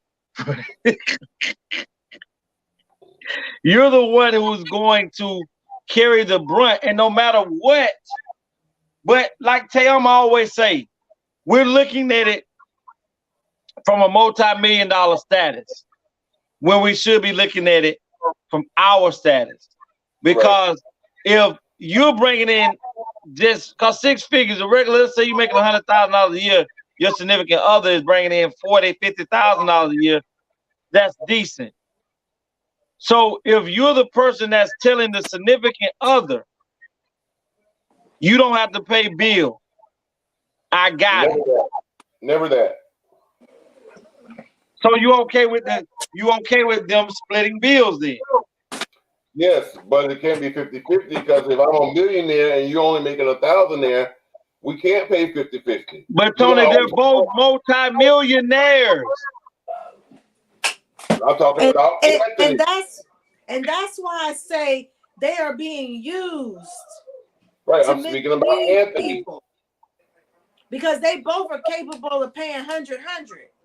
But they will be the example talking about 50-50. They need to sit down. Because they ain't doing nothing but confusing people. Let me ask you a question. Let me ask you a question, Juice. And I know Tayama gonna jump in this. Maybe. If you're making 6 figures a year and your significant other is making 30, you don't have a problem with paying the majority of the bills and allowing him to pay what he can pay. Say that again. Say it again. If you're making 6 figures a year, 100,000, 200,000, and your significant other is making $30,000-$40,000 a year, 40,000 as a department manager at Walmart, you don't have a problem. You don't have a problem as a woman taking on the brunt of the bills because you bring in 6 figures a year. I don't. Okay. Tayama? Well, now that I'm in my 40s and I got responsibility, first and foremost, I'm not gonna get a Build-A-Bear. Oh, okay. That's not what we're talking about. Answer the question, Tayama. I get you on that. I am. On that. I'm not getting somebody that I got to do. So hence I'm still single. No, so Tony, listen, you see what I'm saying? Listen what I'm saying. Listen, I get what you're saying, but you asked me a question. But younger me would have been like, you know what? I need you to listen to the clarity. Tay, I need you to listen to some clarity. Now? Tay, listen to some clarity before you listen to some clarity. If this man is in your life, you and Kate, if this person is in your life He has to be doing something that he has your attention for you to accept him. This is why I'm saying this man makes you happy. He's there for you. He's everything you need as a man, except for he hasn't got to the financial status but he is a working man. He's a blue collar worker, and he's working, and he's bringing it to the table. He's bringing what he can bring. You don't have a problem. Do you have a problem allowing that man to love you, be there for you too, Kate? And you're the breadwinner because love you and your family how y'all want to be loved. Right. And that's what. But could we just be cut buddies? That I see you like you can't put be him my back man. in the back room. Put Tayama in the back room. I'm trying to be so listen. I'm trying to be so nice, but listen. Money don't make a man a man. The new Tayama, bro. I don't want shit. I gotta work on. I don't want shit. Tayama and Cake, he's a working man. He's doing his thing as a man, and this is where he's at right now. He's not a builder, he's bringing in $40,000 a year. Hold on, I said money doesn't make a man. So I'm sitting here and I'm doing my bills. Hold on, Tay. I'm doing my bills. His 40,000 won't even cut it. Tayama, hold on. Hold on a minute. Go ahead, Kate. I said money don't make a man a man. Correct. So I don't have a problem with his salary. Now, if all he sees is the limit and that's all he can do, and he ain't got no to do something more, because honestly, to come live in my household, I don't think a man will feel comfortable with me because I'm gonna get my money. I'm gonna do what I gotta do, but I ain't gonna have time for you. Why wouldn't you? Because I gotta make what I gotta make to take care of me and my children. But would you have time for him if he made what you made? Okay, pause. Pause for the cons. The answer is yes, because then things will be a little easier. That's what I'm talking about. Tony, see now that's what I wanted to hear because I'm finna give you something. Do you know that the man that's making $100,000 a year or better? Oh, Kevin, go. Hold on. Tell me about this man. The man that's making hold on. The man that's making $100,000 a year or better, he don't care if his woman is making 30, 25, 40, or 100 because he has found his peace. He has found somebody that makes him happy internally. He's not looking for a bomb, but at the same time, this woman gets her ass up and go to work every day. And this is what she brings to the table. Hold on, Kiki. But a man is more subjugated to accepting a woman making $30,000, $40,000 a year, and he makes $100,000. All he's looking for is somebody to help. I think you didn't hear me. I don't have a problem with his figure, but I have met men who can fill in that void and do those things and be there. At the same time, when the light bill come in and it's $750 a month and you can't help because you don't have enough, I still have to pay my light bill. So where the hell do you live? Where the hell do you live and where are you living at that your goddamn light bill is $700 a month? Somebody missed a month. No, ain't nobody miss a month. Somebody missed a goddamn month. It don't be that way sometimes. No, it don't. Let me tell you, Topeka, Kansas, let me tell you, it got negative 30 degrees. So we had to run heat throughout the house, as well as I had to heat my washer machine in order for it not to freeze. Okay, so there are places where electric bills. So guess what you do, Kate? When you know that this type of shit happens in Topeka, Kansas, you get your ass up and you move to Florida or Georgia, where you don't have to worry about that type of cold coming through your goddamn house. I answered your question. You You said did. where. But I'm But let talking me about tell this. you, I'm you talking about cannot this be with a mean ass man that lady at the makes top. 30,000 a year. He live here and you live there, and you expect that. We gotta That's move a cut, on. buddy. We only That's a got cut. 15 more minutes. We got two more subjects to cover real quick. So we Let's gotta make move it on. happen. Wait a minute. So 84% of child support providers are men. We're told that it's in the best interest of our children. While 90% of all homeless and runaway children are from fatherless homes, and 71% of all high school dropouts, 85% of children with behavioral disorders, children of fatherless homes are 68% more likely to abuse drugs, and 4 times more likely to live in poverty. So it doesn't benefit either parent, and it certainly doesn't benefit the children, so who's it helping? Turns out that the powers that be are under contract with all 50 states to enforce Title 4D of the Social Security Act in exchange for federal incentive funds. In other words, states get paid to make men pay. So they benefit from this issue. Neither parent or child does. Women and men are against each other on this issue, but it should be men and women versus them. Stay hungry, my friends. Never thirsty. I'm gonna go. I don't know about that one because I'm all for. You all for what? Truth about child support. I did not put my ex-husband on child support or none of my kids' father on child support, but I do receive child support because he put himself on child support. And some people need that encouragement and push to take it out their check in order to pay, because if they don't get it that way, they ain't gonna send it or do nothing. So I don't agree with this man. But I mean, Kate, how can you disagree with him? And he just gave you the code that you can go look up to go and look if the government is making a financial gain for having men, not just black men, but men in general, to where women pay child support too. So I said the absent parent pays child support. So it ain't just men, it's women too. But And hold on, 80% of men pay child support. Right. Only 20% of them are female. But listen, Kate.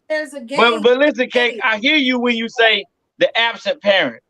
But do you know that when a man goes to court, if we're looking at the benefit of the child, if the man is the financial person that can financially take care of his child, and we're talking about the benefits of the child being in the home where the person who can financially take care of them better, then this notion of child support is a farce. Because if you're looking at the best interest of the child, then the child should be with the person who has the purse, not the person who, it came from the mama, because custody is given to the woman 98.7333333% of the time. Not that the daddy is not inadequate, not that the daddy can't do it, not that the father is not asking for it.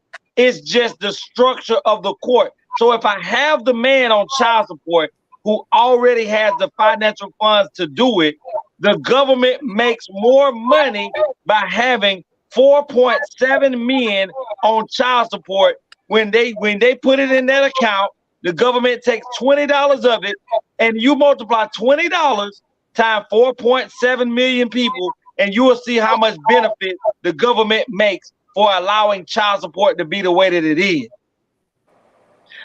You good with numbers. So get on the calculator, get on your calculator, get on your phone, get on your Google, and multiply $20 times 4.7 billion men that are on child support. So my question is, why these men won't just do what they gotta do? Kate, there are some men who will pay their kids' mom, but there are some women out there that would rather drag this man through the mud Because she can't have him. Or because she's hurt still from whatever he may have done to her. So that's why I said I really don't have an answer for this because I don't fit in none of them boxes. Correct. But my children, even till this very day of grown own and on their own, can call me and they gonna get what they need. And it ain't got to come through their child support. He can do what he choose to do. I'm gonna do what I gotta do. And I feel that's what a parent is supposed to do. So I hear what you're saying. I get mad at the bank when they get their interest on anything. Like we don't even have interest-bearing checking accounts, but other countries do, because international bankings do. We get fucked all the way around when it comes monetarily. Don't just try to act like it's through child support. It's through the government getting and collecting their coins. They did it from the day you pushed that baby out, and they took the placenta, and they took all of the iron, the melanin, all of everything they could from out of the mother, and still charged them to deliver. So we can't just go with child support like it's a bad thing, because actually, if these men did what they were supposed to do, and that even includes if you can be a better provider for your child, do it. So let me ask you a question. Let me ask you a question, Kate. They're not doing it. Let me ask you a question. If your son's or your kid's father was more financially stable than you were, would you be willing to, at that time, would you be willing to have said, if he wanted his kids to live with him, would you be okay with your kids going to live with their dad?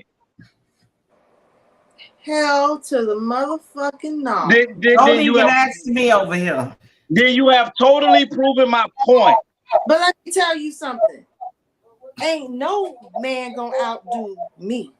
Let's go with that then. He might listen, I gotta get an understanding. Let me finish. Go ahead. He might could be financially stable, but I am more fucking able. And that part. Children gonna get what they supposed if you're that able, the way that you say that you are, and any other woman who feels that they are that able, then guess what? They should do what you did, which is not ask for child support and get on their goddamn horse and do what the hell they gotta do. They should. I agree. And I also think they shouldn't send their kids to nobody's school because they being miseducated. I don't think they need to send them to the doctor because they getting poisoned. And I was with you, then I jumped off the boat. That's fine. Hey, no, when you say they don't need to go to their school, oh, y'all taking y'all ass so up out of here. I was with you, soul sister, then I jumped off the boat. But Tayama, for real, I homeschool mine with joy. I provide for them, and I do not get that financial assistance. I get it from my ex-husband, and I so appreciate him. If you was my next door neighbor, my kids would go to your school. But and then that you got my next door neighbor, they going to school. They would be able. My mama posted something about who was your favorite teacher, and I tell her all the time, if the teachers could have been my mom in school, my kids would have went to school. But my mama couldn't teach my kids, and I ain't met a teacher like my mama. I ain't met one like me. But at the same time, with the child support thing, I think the mother and the father need to be doing what they got to do. We don't need to be dependent on this government to regulate and do. Then you don't put them in your business. What you're saying is that you agree with what the man said, because I said I do. Okay. Like what I said is I do, but I don't like how that other portion is saying it's not benefiting the child. What he's saying is, if the government is making $1 off of anything, whether a woman is paying child support or a man is paying child support, white, black, blue, green, or yellow, then we shouldn't be doing it through the government. That we should find some type of way to come to some agreement amongst each other to continually supporting our kids financially than going through the government. Because at the end of the day, the only people that's making it, that the only organization that's making the most out of the money, here it is, you're getting, let's say you're getting $200 a month. But when you receive the child support payment through the government, you're only getting 180. But let's say that 180, because now the government has taken, because they're not charging you continually for the card that they gave you, for the service that they rendered to you, and court costs and fees and all of this type of stuff, when you going through the child support. Now they're able to hit you every payment for $20. Now, I want you to do me a favor, Kate. Get your calculator. And 4.7 billion people are on child support. Men and women. We're not going to just say men. Let's just say men and women are on child support. And multiply that times 20. That's 20 times 4.7 billion. Right. Multiply that and what we got. My calculator don't go that high. Yeah, So, it's 9 point something billion. My calculator don't go that high. Exactly. So just this is weekly. This is something that comes out weekly. So why can't that money that they're taking, that extra 20, go into a big pool and then it be dispersed between the 4-point-some million people that are receiving child support? Oh, I agree. But who we need to be arguing this with is the government. We need to be arguing with them of changing these codes, because until the father who ain't paying it, Juicy and Tiama, I love the way you feel. No one could do more for your children than you. Man, what would this world be like if every child had parents that felt that way? Oh, such a better place. Come on, I don't know what the hell you're talking about. So could you expound on what it is you're talking about? Listen.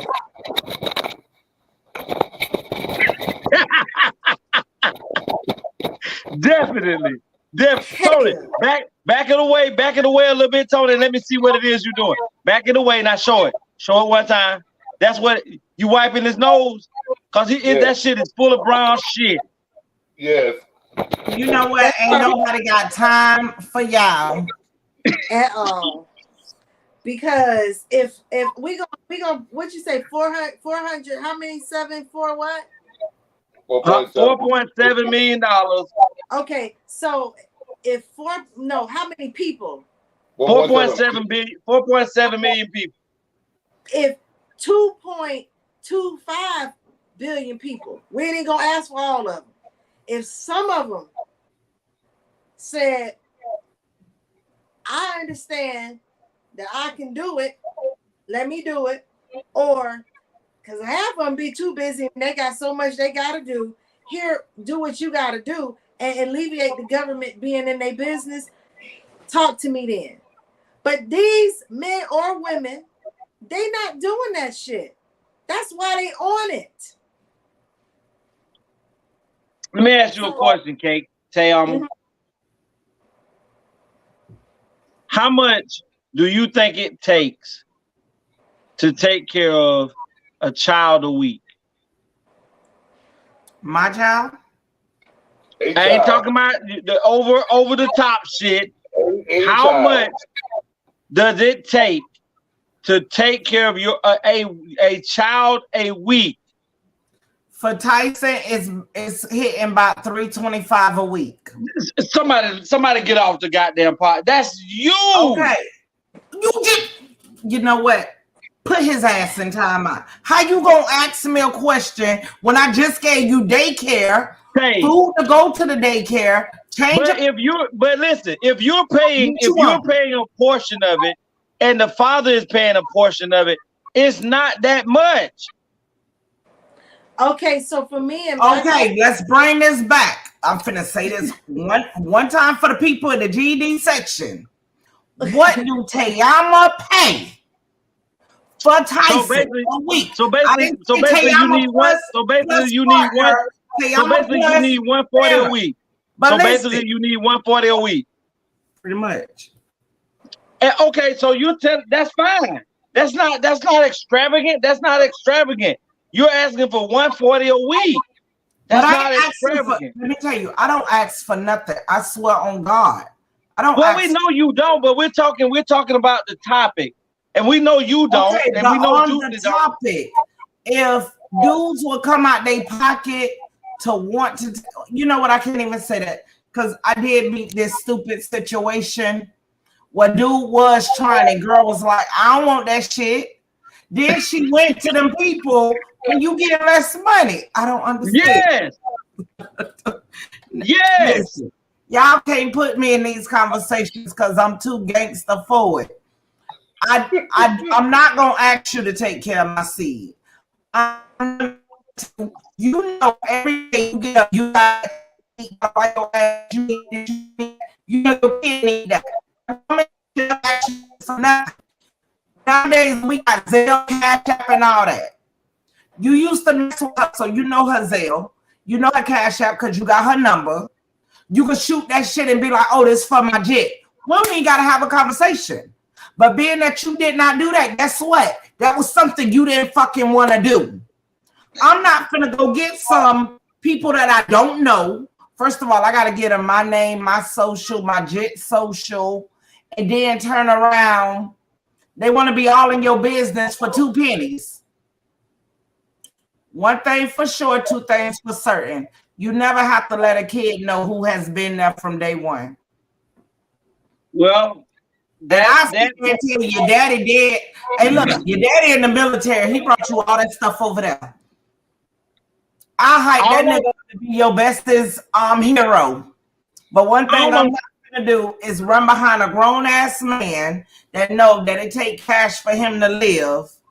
I don't need to tell you your child need.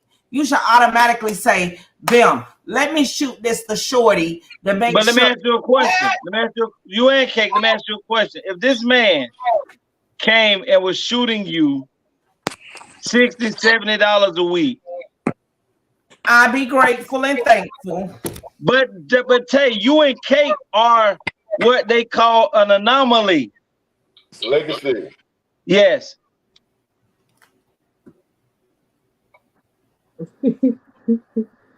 Does watching porn count as cheating? Experts debate digital infidelity.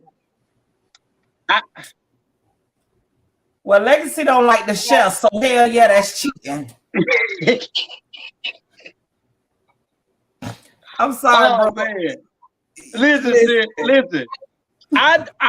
If I came in like we talked about it, if I came in and I caught my significant other watching porn, I'm going to try my best to join in as much as I possibly can.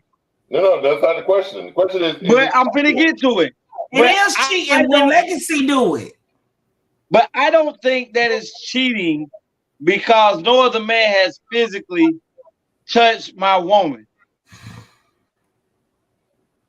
The way you did Legacy, that's cheating. It's still so much as to where it's almost like everybody has a crush, a secret crush on a superstar or a celebrity or a fantasy about a celebrity or a movie star.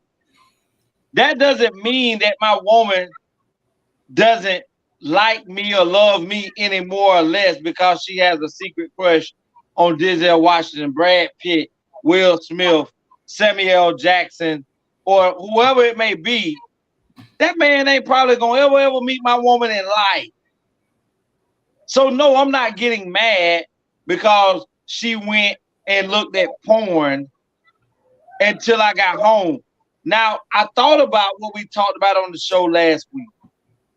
If it became to the point to where it denied me the opportunity to still fulfill my desires and my needs with my woman, then I could see where it has become a problem. But as long as she's not denying me the opportunity to still be intimate with her, whether it was at that moment or later on that day, she still allows me to do those things, no, I don't think she's cheated on me. Okay, now something you just said, and you said it really loud, and you said it real clear. Deny you. What if it's not about you? What if it's just about her? So what do you mean by that? She's watching the porn. She wants to squirt. She wants to skeet because it's May. It's National Skeet Month. So she end up playing with the batteries, and the batteries getting low, and she's watching porn. And you walk in. So it's not about you. It's about her getting off. Can you get her off, and you not necessarily focus on you getting off? Well, if that's where she was at for me, if that's where she was at that moment, if I decide to come back later on and she still allows me to participate or have sex, you're still making it about you. What do you mean? I'm saying she's already making it about her. Because what you're saying is, if she allows me to come back later on, you're still trying to put yourself in the equation, take you out of it. At that moment, she's just trying to bust. You walk in, she's at that moment. Can you help her get her knees off and be done with it and go have dinner? Yes, I can. That's all we're asking. But I still wouldn't look at it as a form of cheating until it becomes a habit of preventing me from having intercourse with my woman.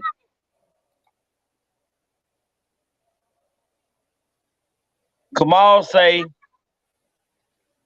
Will Smith will slap.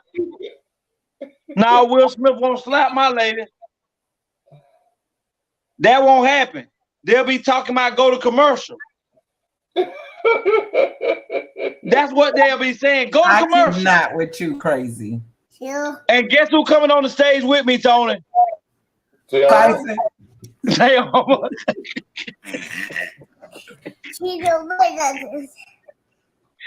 That's who's going on the stage with me. I mean, sometimes, and me and Thelma agree, sometimes you want that moment to yourself.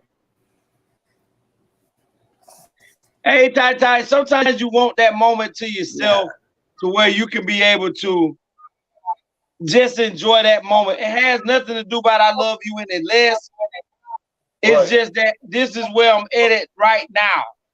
And I'm not going to probably ever run across this woman that I'm looking at having intercourse with another random dude. And that woman ain't going to make me leave my house for her. I'm just in a moment right now where I have, God damn it, come on. Dude, last week you said you wouldn't deny your lady if she wanted to be. I can't goddamn see. Dude, last week you said you would deny your lady if she walked in on it. Which way you going, bro? Come on, I'm telling you, and I'm gonna stand on it again. If I'm having that moment right at that time,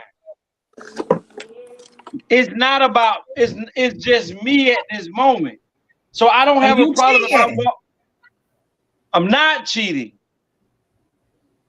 Because my penis has not went into another vagina.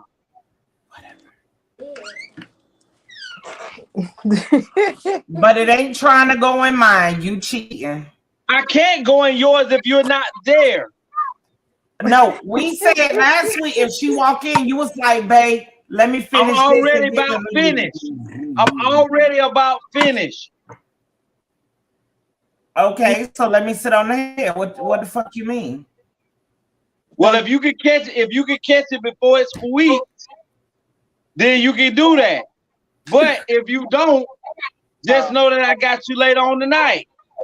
Later. Well, I will cuss your soul all the way out. Your body. Looney Tunes. Later, I be so big mad. Oh Lord. Now, Thelma, you was on my side last week when I was talking about this. No, she also said if he told her that he don't for her, like I'm good, she had a problem. When intimacy comes along, like it's always about your partner, and there's no later. if your partner is ready now, you should be ready now. That doesn't necessarily happen all the time like that. Because I guarantee you it's times where women are not in the mindset of having sex, and their partner is, and at that moment they don't feel like performing. And guess what? That man has two choices. Just lay down. The whole she don't feel like taking off her panties or her drawers at that moment to have sex.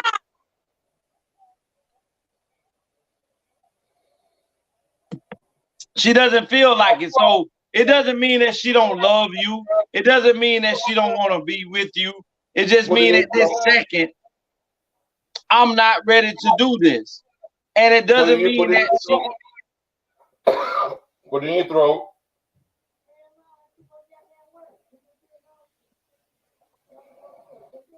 Lord, somebody help us. I mean, some women don't like sucking dick that much.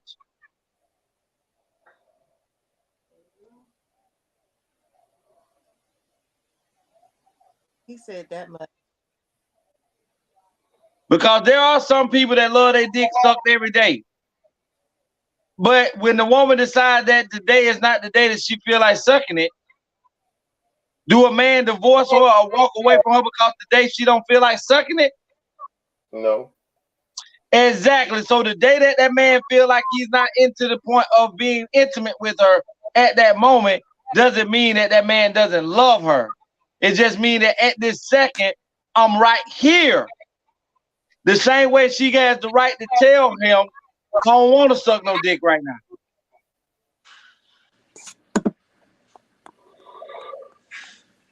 Okay, let's bring to the stage Miss Juicy Cakes. Let them know how they put.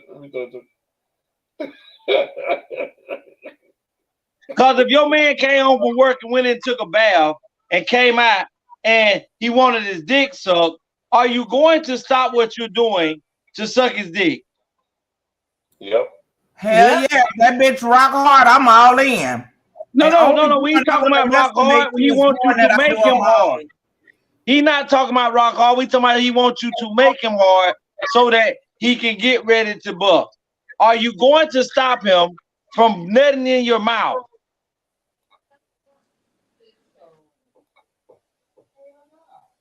I don't know what all that means. Say what you mean, Tayama.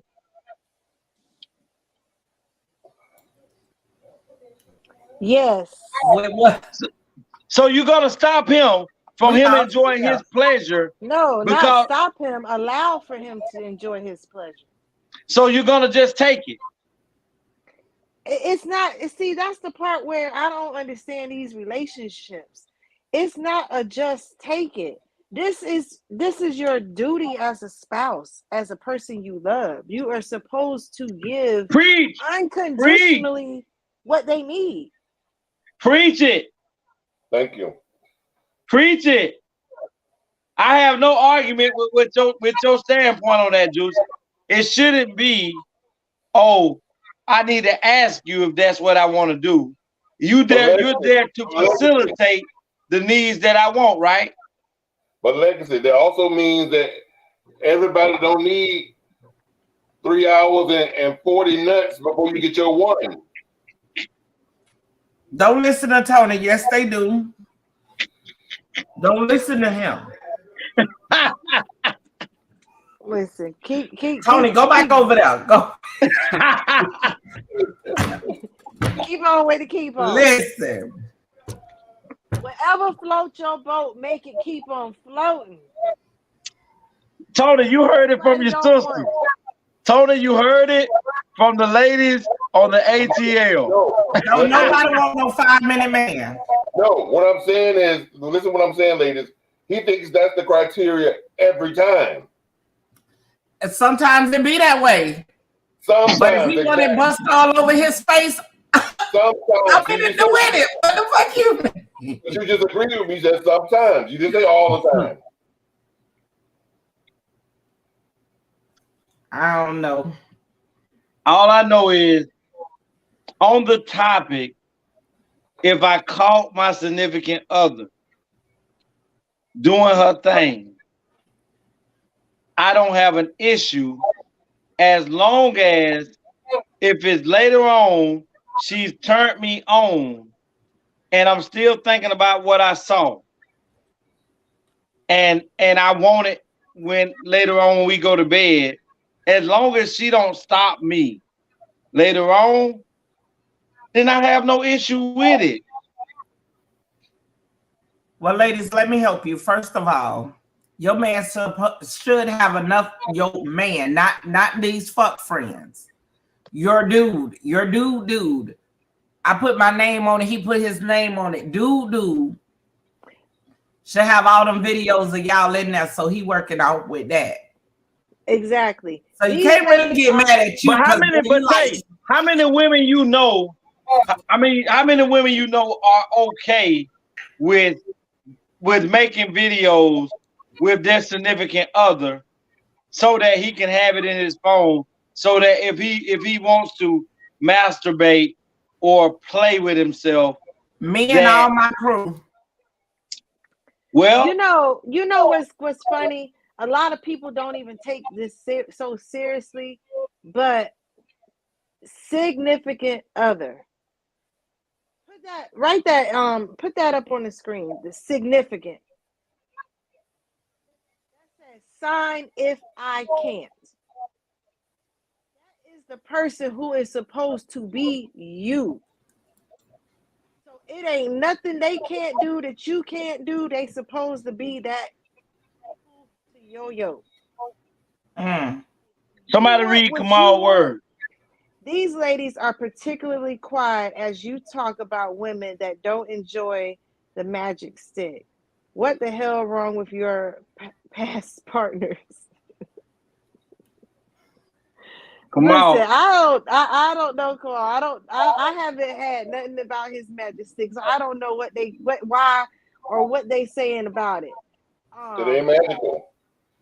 Oh, it's very magical. Tony no, because he be talking. He talk to people. And when he talk to people, they tell him it's magical.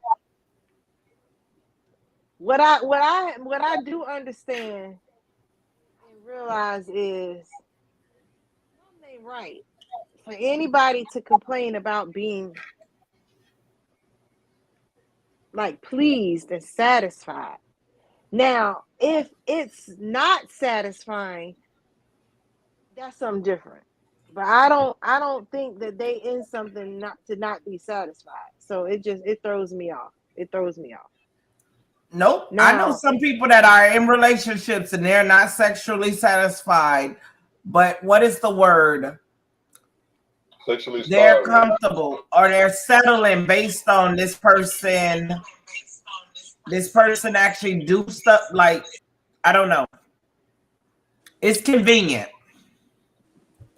It's I know a girl that was in a relationship with a dude and it had 1 or 2 kids from the dude, and they've been together years.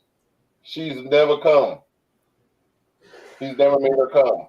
She don't even know what that was like. No. There's people out here in whole situations because it's convenient. Right. I'm sorry. I have some of the best of the best. So if you don't come with it, I can't do nothing with you. Tony, what is your statement that you always say about you can teach someone to satisfy you and love you? Oh, definitely. I can teach a person to love me sexually. What if they have no stamina? None. We'll teach you what to do. I can teach you what to do, how to do, how long to do it, where to put it, how fast to go, how slow to go, until I'm satisfied. I'm gonna put them out there to the world.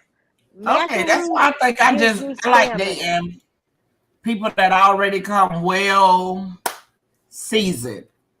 Because, baby, I don't want to teach you nothing. But you're teaching them something because everybody don't know your body. They don't know exactly. you. Let me tell you, if you seasoned it, you old enough for no. older to know. If not only will you know my body, you gonna know shit that my body don't know. So she gonna get in tune. No, listen to what I'm saying. I'm gonna give you a perfect example. Let's say you like oral sex for about 30 minutes, but he go down for 20 minutes. He's short. You need 10 more minutes. So what do you do then? You got to tell him. So now you're teaching him. Slip and slide on the top of that head gonna give you the same result.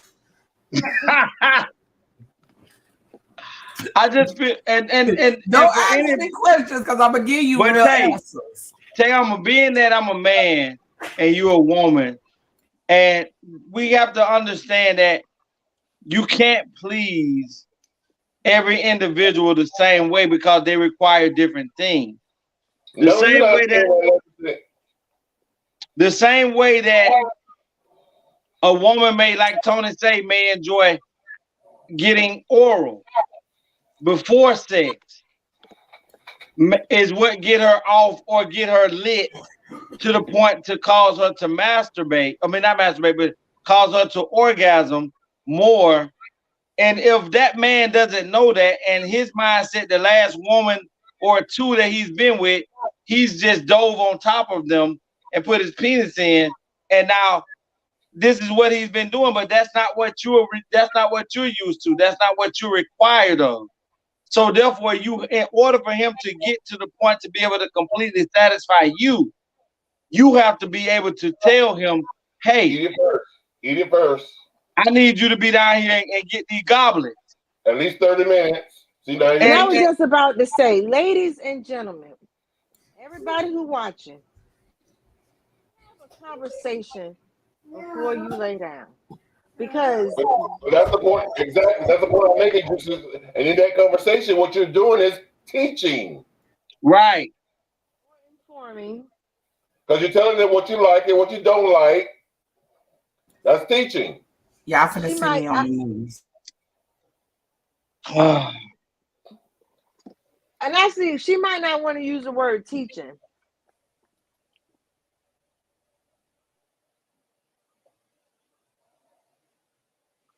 So but that is informing. That's sharing. Let me tell you, I ask you everything I need to know. Like for real. First thing I'll be like, you eat coochie? You gonna know? We got nothing else we need to talk about. We need to listen. See, you ain't asking questions like, do you beat on ladies? Do you love your mother? Let me tell you, I ain't gonna ask you none of that, because let me tell you, I'm one of the women. I was praying to God when I was younger. I was like, God, give me a woman beater.